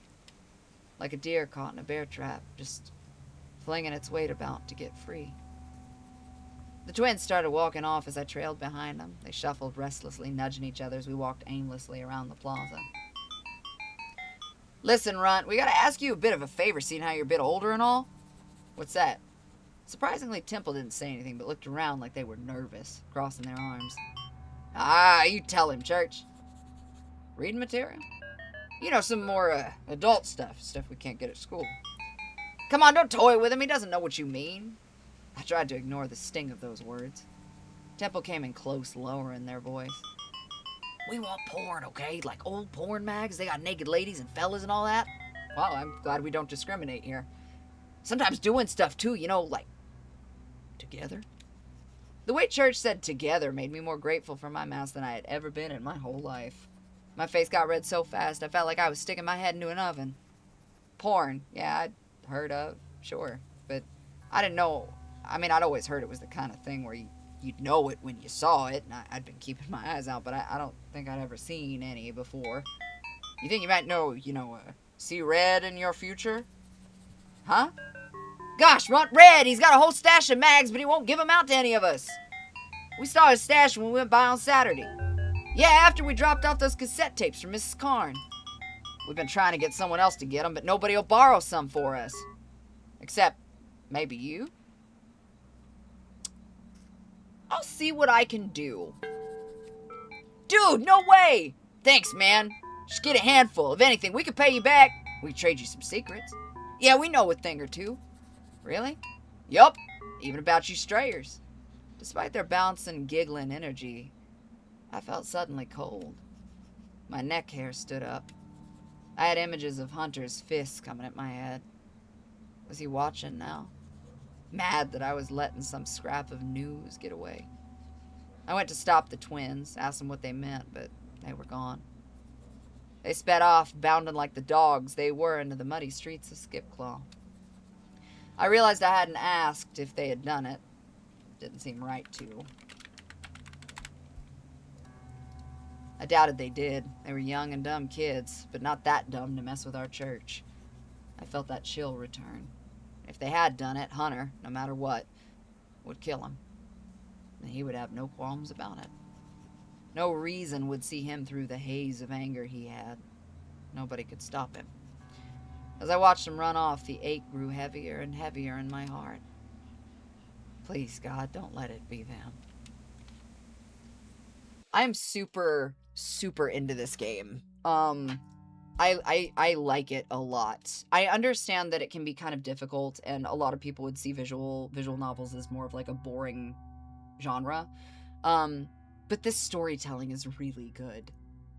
And it's almost like this underlying murder mystery going on, which I love, so. So I have no time left now, which means I have to go to the food stores. So, proceed to do your shift. You won't be able to explore the town once you start.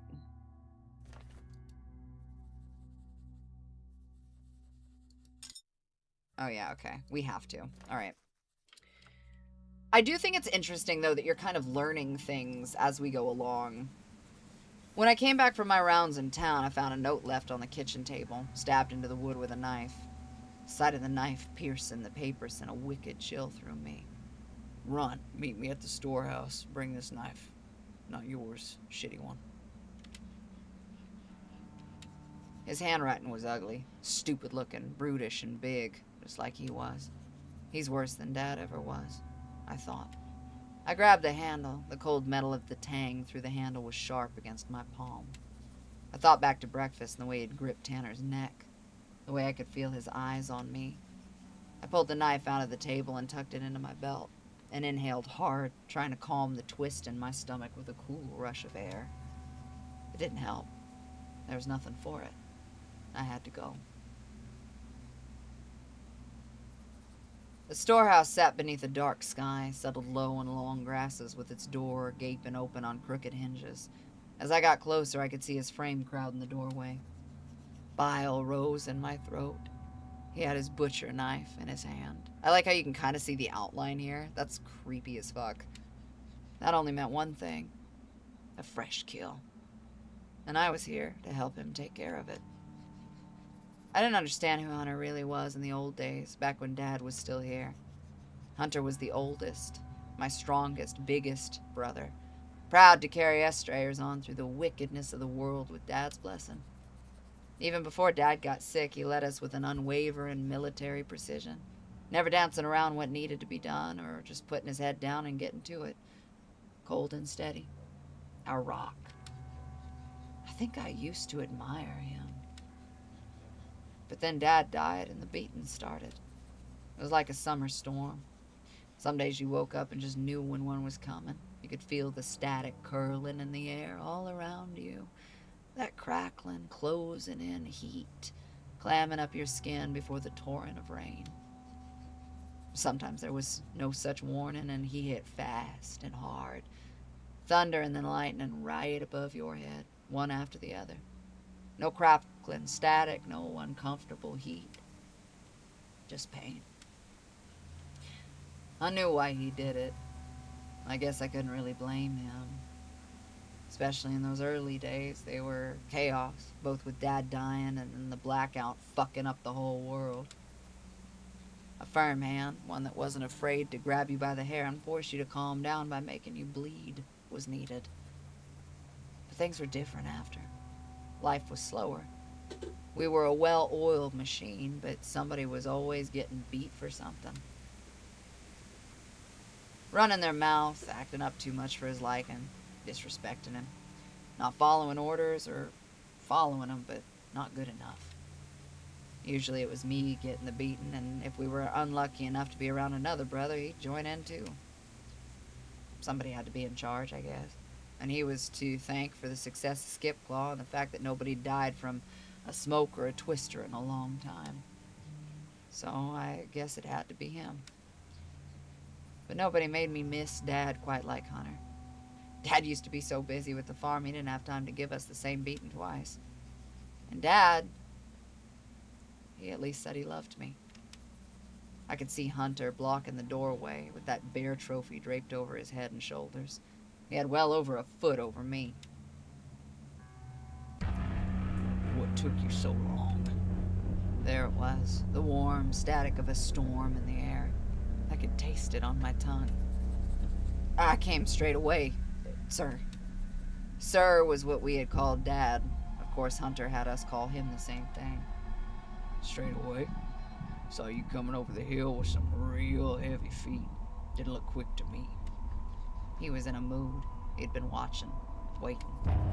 I remember frantically thinking of what to say. I didn't want to piss him off anymore.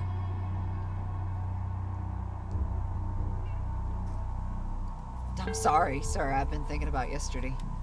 About yesterday? It was weird stuff. I have a bad feeling about it. He watched me, barely moving, just still as a damn stone. Get inside. Damn. Yes, Daddy. Shit. So, like, we're aware that the whole town's about to kill you, right? Oh, yeah. Like, Yeah. It's not a hidden thing. No. And you're gonna get spared the rod because you're not an asshole, but like... For now.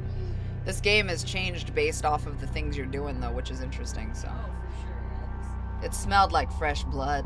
Heavy, disgusting animal blood. The static, that close heat, made it all smell wetter and closer than it really was. Like all the black blood soaking the walls was fresh again. Like it was pressing on your skin. Made me sick to my stomach. Hunter yanked the knife from my belt and put it back on the knife rack behind him. The hanging deer's presence nothing more than a curtain to push aside while he did. I got a deer this morning. Nice healthy buck, just near the perimeter. Young, but not enough. Young, but enough. It hung on one of those meat hooks suspended from the rafters, its head cocked at a bad angle, blood seeping out its mouth onto the floor. Something in Hunter settled at the sight of. Pride swelled. I looked at its empty black eyes, thankful that its death soothed his temper. We gotta cut it up quick. Meat'll go bad soon. Understood. He raised his jaw ever so slightly. Understood, sir. I'm out of time. You need practice in the spring coming. We need to get a head start on flying. Yes, sir. I slipped the knife I brought out of my backpack and stepped forward. Hunter was going to stand right behind me the whole time, watching me. I swallowed. I ain't any good at this. I felt his hand on my arm and flinched. He grabbed the knife from my hand and flipped it around. He shoved the hilt against my palm and wrapped my fingers around it. He could snap my wrist if he wanted. With one quick movement, he could shove the knife in my gut.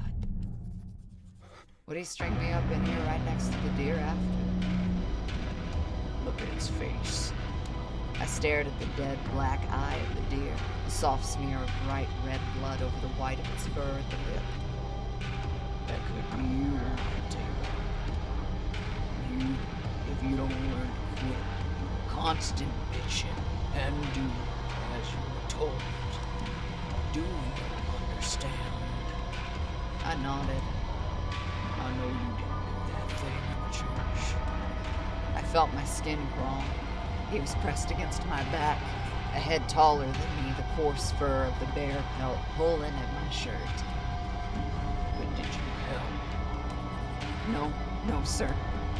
Are you sure you didn't help? His hand pressed like a vice around mine, twisting my wrist. I didn't fight it. The blade tip nestled against my stomach. How do I know you're not lying? I wouldn't do that to Dad, I swear. Then I need you to figure out who did. Understand? If you don't, He bore down on my hand, pulling the knife in close until I could feel the tip bearing into my jacket. Yes, sir. good. He let go of my hand. He backed away. I field dress the organs, so it's just the meat and pelt now. Wash any blood you get on you off with that bucket. Remember the right knife. Be precise. Don't fuck it up. My bad. My bad, sir. Damn. Oh, shit. Skin the deer using the correct tools. If you're fast enough, Hunter will reward you. Hover over the deer with your selected knife and cut along the line. If you make a mistake, you'll spill blood. Wash it away by clicking on the water bucket. Be prepared. Hunter's watch starts once you click exit. Okay, so... let's see how fast we can do this shit, then. Okay, so we gotta carve. So... oh, wait, no. Wait, no. Wait. Break. Break. Okay.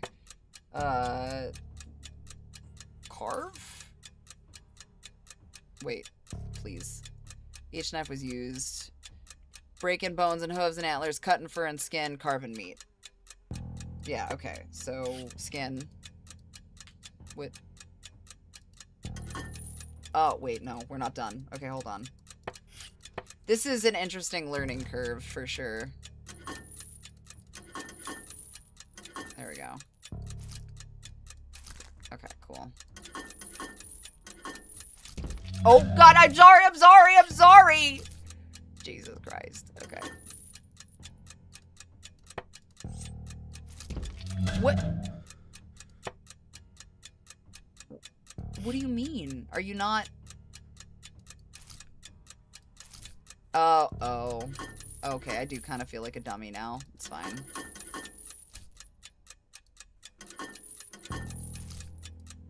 Okay, so this is definitely...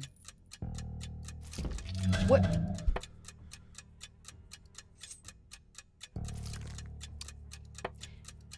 I mean, that's fine, I suppose. You kind of gave me an instance to not know the difference, but that's okay, I guess. I guess I should stop speedrunning it. That would probably be helpful as well, but that's fine. Okay, yeah. So now we should be able to do this from here. Because now it's all just cutting the meat. Alright. I know how to do this IRL, but you sure as fuck, it's not the same trying to do it digitally, let me tell you right now. Backstraps. Yeah, backstraps. Oh. There we go, okay. Rib flanks. Here. Man, I wish it was this easy to deal with this, because it's not. Okay, cool. Got it. Damn. I was stressed. Now what the fuck was that? God damn it, Runt. Why can't you try harder? You've done this before. Fucking stand back, idiot. Receive nothing. Great. Can I try again? Is that allowed?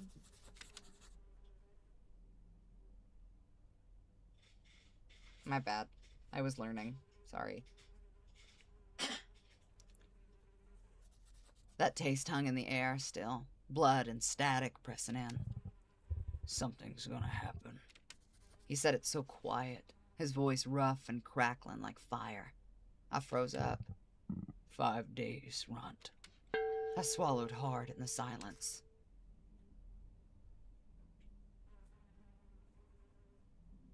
I mean, I do think we should stay calm. I don't fucking care. I don't give a damn what you fucking think, boy. I don't need any of your damn thoughts or your shit-kicking brothers. Not Fisher with his fucking theories. Not Tanner backmouthing. Not even fucking Carver trying to lick my boots. Doing any fucking thing for me. Do you hear me? Yes, sir. I need you. Boots on the ground. My eyes and ears. You get it? Ask questions. Listen. I know you're buddy with some of them townies. Somebody has it out for us. But we're stronger than them. If they don't get it yet, we'll show them. Nobody fucks with the Strayers. Yes, sir. Report back every day. Everything you see, everything you hear. If you figure out what's going on, I'll reward you. Let you have some days off. Maybe set you up with a girl. You're almost at that age. You gotta get on sometime. The thought made me feel strange. I just nodded. He leaned back against the table, gloves brushing against the freshly cut hinds. His shoulders suddenly sagged. His head dropped towards his chest, and he fell silent. He seemed older, tired. In the dimness of the room, he was just a big shadow, his fur swallowing all the light. Runt. Yes, sir. Things are gonna get worse. There was no anger in his voice, no fight, just a quiet, haggard resignation. You have to understand. You have to. Somebody wants to tear us apart. I have to be cruel. You understand? Fear is what keeps people together. Like a damn herd, too scared to lash out or break shit up. We gotta focus on staying alive.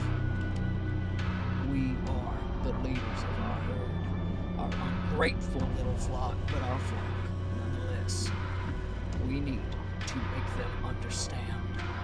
Not just the townies, but your brothers too. Something shifted in the room. In that moment, I had the crystal clear realization that Hunter was... he was confiding in me. I'd never felt so special, so... chosen. All of them are becoming ripped. Carver's all over town. Tanner shakes at the slightest responsibility. Then Fisher, he's getting quieter, looser in the mind. He stopped and turned away, laughing to himself. I mean, they can't even keep their mouths shut with each other. Tanner was the last to know the church code. Guess who knew it not half an hour later? Fucking Carver. Those fucking idiots.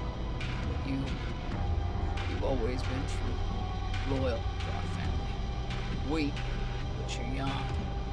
Even if you ain't got our best or our brightest, you never stray. Oh, my bad. My gut rolled as he stood up and moved over towards me. By instinct, I braced for a hit, another punch to my jaw or stomach, but none came. Instead, I felt his hand on my shoulder. For a moment, I was stunned, catching myself suddenly, overwhelmingly missing that. You're a good kid, and I know you'll do the mission well. When all's put to bed and you come out stronger than ever, you'll be rewarded. things have changed for the better. And you? I think you deserve more than you've been given. A better slice of the pie. Right now, we gotta show 'em all. No fear run, no backing down, no remorse. It might just be you and me in the end. Do you understand? I understand. There's a part of me that wanted to bury my head into his chest, into his strength. Even now I think about it sometimes. What if I could pretend that all that hate and hurt he put upon me, upon us, was truly for the greater good? At that moment I nodded, given up to resisting his way of thinking. I trust you to know what to do, and I'll help out any way I can, sir. He clapped softly on my shoulder, nodded, letting some of that burden seep out of him and onto me. Good. Now get. He handed me a hindquarter, still dripping with blood. Start dinner. I'll be there shortly. He said it like it was a comfort, but it was a warning. I wasn't allowed to go anywhere but home. Do my duty as the youngest and prepare the house. As I headed home, cresting the hill down towards our home, my radio crackled to life. Hurry home now.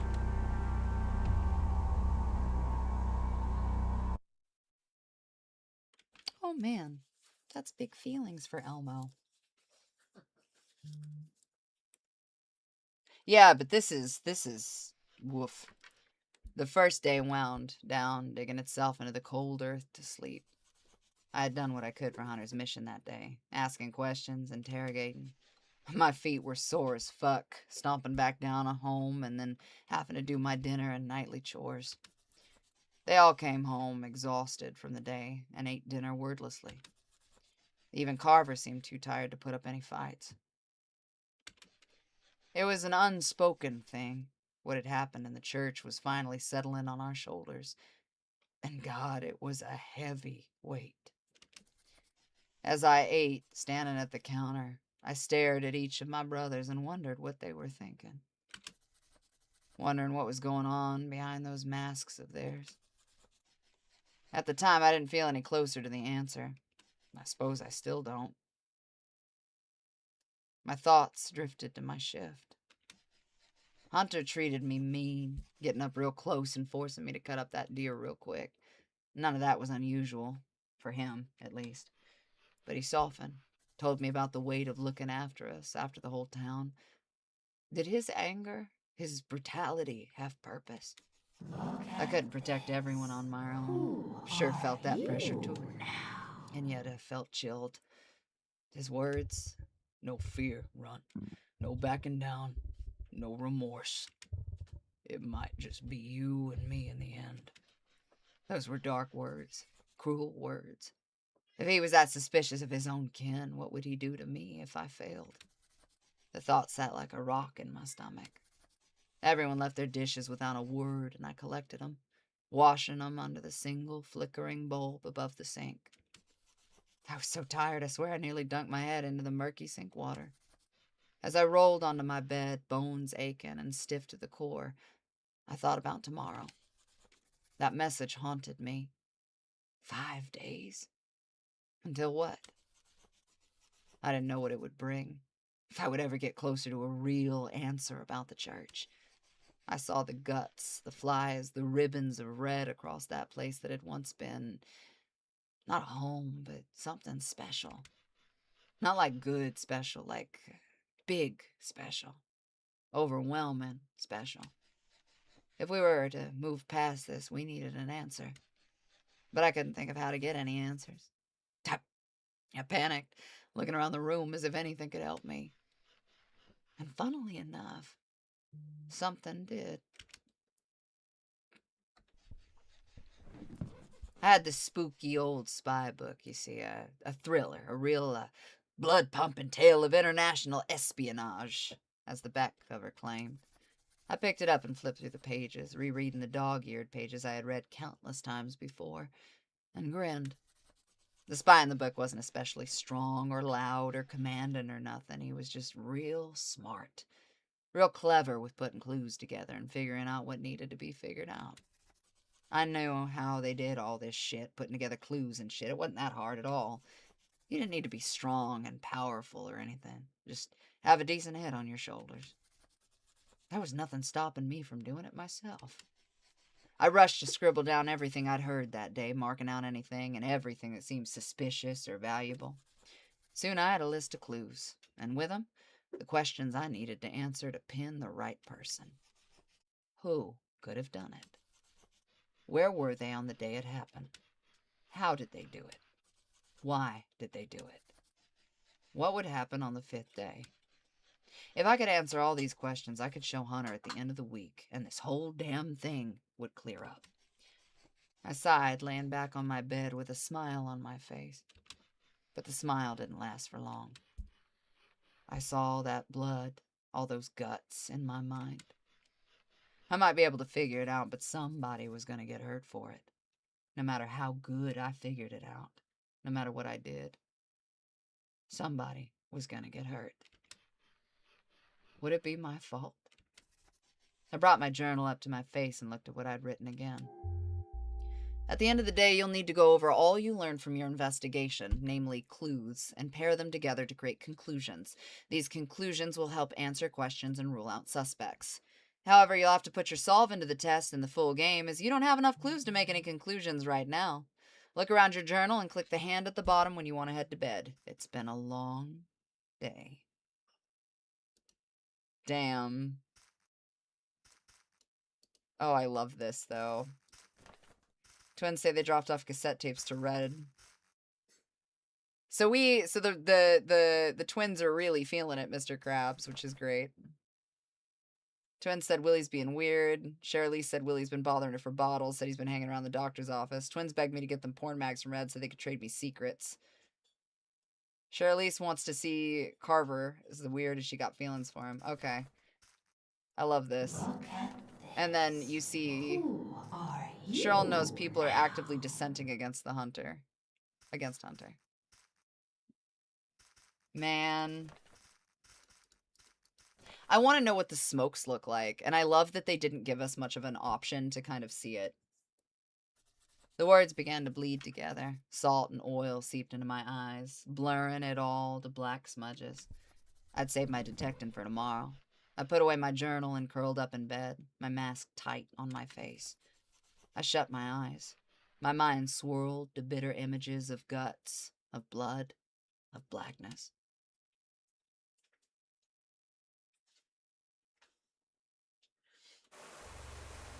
Damn. Night-night time! My eyes adjusted to the dark.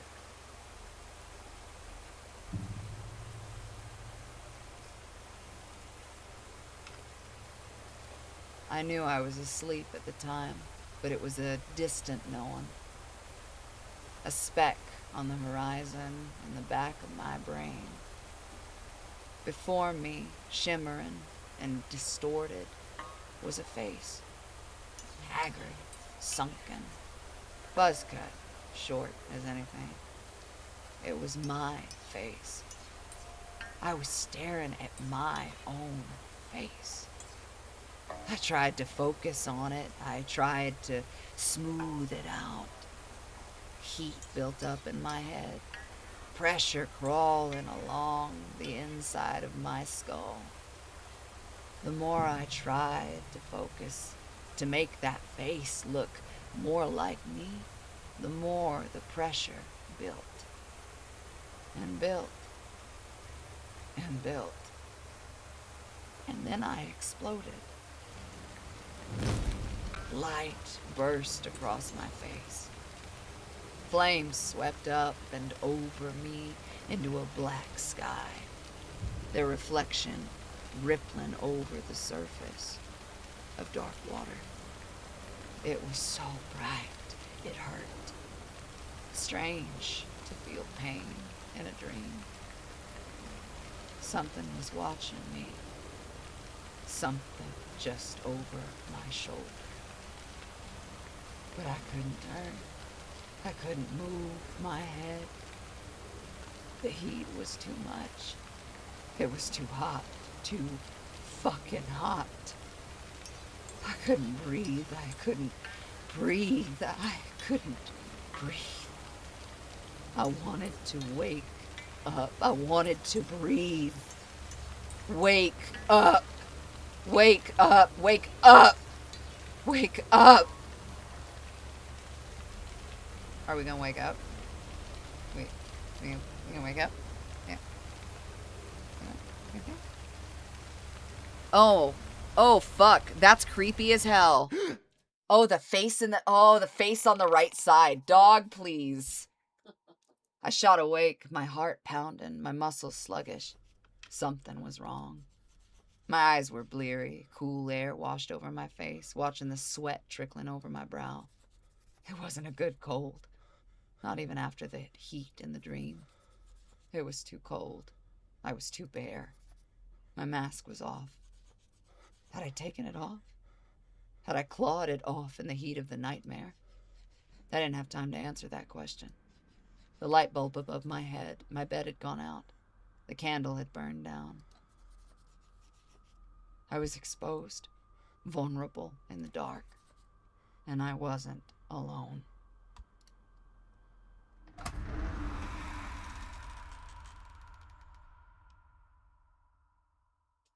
Night time! Night time! Whoops.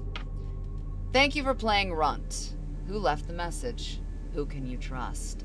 And who will you be when everyone is done with you? See you in 2026. Love, Grim Taste. Damn. I am salty that that's where it leaves off. Yeah, but I get it. But like, very necessary. I'm gonna tell you this though. I'm Autumn Ivy, and that was the demo for Runt, brought to us by the amazing Grim Taste, because damn, dog, where have you been? And of course, supplied by the always amazing Dread XP. This game is available on Steam, of course. You can check it out and play it for yourself. Obviously, I made my decisions. There are other decisions to be made in this game. You could have followed any number of the other brothers. You also could have chosen different conversations, different things to be had in terms of the approach. So I love this game. 100%, like, I loved it. I'm not gonna pretend in the slightest. Visual novels are a little rough for me sometimes, because there are instances where visual novels, I think, kind of miss the tone or kind of miss the action. This game did such a good job of, like, the sound design undermining the scene that's occurring, rather not undermining, but like playing along with the scene that was occurring in the moment, having like the cows in the distance, or having things kind of come up that that you didn't really expect, you know, or like the way the creatures, you could kind of hear the breathing very low in the background. Like, the designs are fucking killer. Love the designs on this game. I think it's really, really cool to have like the concept of the masks and what they do to assist. I think, and I mean, I really don't have any complaints about this demo. I really don't. You guys know that I do my best to try to be extremely honest when it comes to assessments or playing through these or so on. In this case, of course, I was asked by Dread XP to check this out, and I'm super glad that, you know, I got the opportunity to play this for you guys today, because this 100% is going to be killer. I am enamored. I want to know more about the story. I love that it's got this like detective-esque kind of noir understatement thing, or like understory going on. I think that the options of being able to go through and see the town of Skipclaw and talk to people and like deduce what's going on as we go about things is also really cool. I'm excited to see more of the monsters, because it's very clear there are more than just those monsters. Or maybe there's even amalgamations that are coming into play at some point. I think that the idea that there is this town that obviously has a thing against Hunter, for example, like, how deep down the rabbit hole does it really go? So seriously, huge shout out to Grim Taste. I am super stoked to see what happens. But if you guys want to check out more of the game itself, or you want to play and kind of see where you get with your decisions that you make, absolutely do that. Please, please, please remember that wish listing is bread and butter for devs, especially independent developers. Wish listing is free. It's free, so easy to do. You just go down here and you press this button and you just do wish list. But definitely wish list games that you're looking forward to, because that boosts the algorithm inside of Steam and it helps out devs so much. It definitely gets the word out. So I guess the question that we're kind of left with is Hunter actually the problem, or is he good guy Gary playing the really rough role of the guy that has to take into consideration everything going on around him, because without some semblance of fear and control, there is chaos. So is that going to matter? I mean, the town's already kind of doing stuff behind his back. So, is the town involved? Is the relationship between Cutter and Cherilise and them, is that a thing? So, and we didn't even get to meet all the townsfolk. We didn't meet the doctor and we didn't meet Willie. I definitely think I'll do another playthrough of this game. If not this week, then maybe next. But Even the fucking demo has the demo even has replay value, which tells you like leagues about what the full game is going to look like. So, yeah, I loved it. I loved this so very much, and I am super stoked I got the opportunity to check it out, because it is more than I expected it to be. Also, I'm enamored by the masks. I want to make all of them. I flat want to make all of these masks now. I'm not even going to lie about it. Yeah, and you can see what the reward is when you skin the deer too next time, since like you kind of have a better flow of things. But I love it. So I hope you guys loved it too. As always, you can find me at autumnivy.com for merch, or autumnivyofficial.com for all of the stuff that I do. I mean, I do photosets, audios, videos, all the good stuff, costuming. I just need to sit down and make polymer clay figures. One of these days. But anyway. Yeah, I'm glad you did too. So, as usual, again, this isn't my normal stream day. You guys know that. So at this point, I will tell you... Oh, okay. Hey, can we get out from under there before we pull a cord we're not supposed to? I would love that for me, because you're definitely stimpy stomping on stuff you shouldn't. Come on, then. Come on. Come on. There. Okay. Everybody, he wanted to be included, so everybody say hello, because he had to be included. Had to be included. Say hello, Mr. Holmes. Meet your Holmes. Okay. You did not do a very good job at helping me solve the mystery of Runt, buddy. You just didn't. You didn't do a good job. You are so convinced I'm going to give you that food, and it's just not going to happen. It's not going to happen. So, yeah, but as usual, Tuesdays are not a normal stream for me. You guys know that. But I love you all very, very, very, very, very dearly. You know that. At this point, I'm trying to think. What do we got? Who do we got? We want to...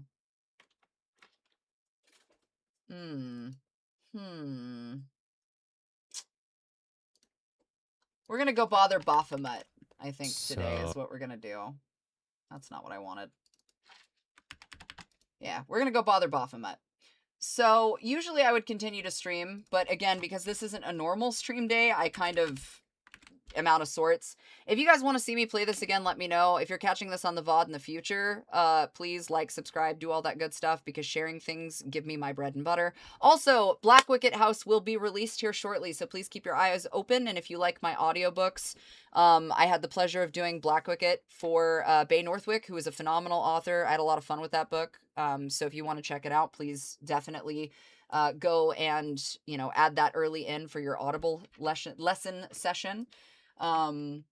Outside of that, though, yeah. And then the merch stuff is being updated. We're in progress of that this week. I just had to make sure I got caught up on audiobooks. So thank you guys for being patient with me. But I'm going to go now. Say something nice to Baphomet. Tell them I love them. Again, autumnivyofficial.com. We're going to do the thing. So please play it again. Okay, I got you. I'll see you guys Thursday, 4 p.m. Pacific Standard Time. Be good. Don't do anything I wouldn't do. Okay, I love you. Bye. I mean it. Be nice.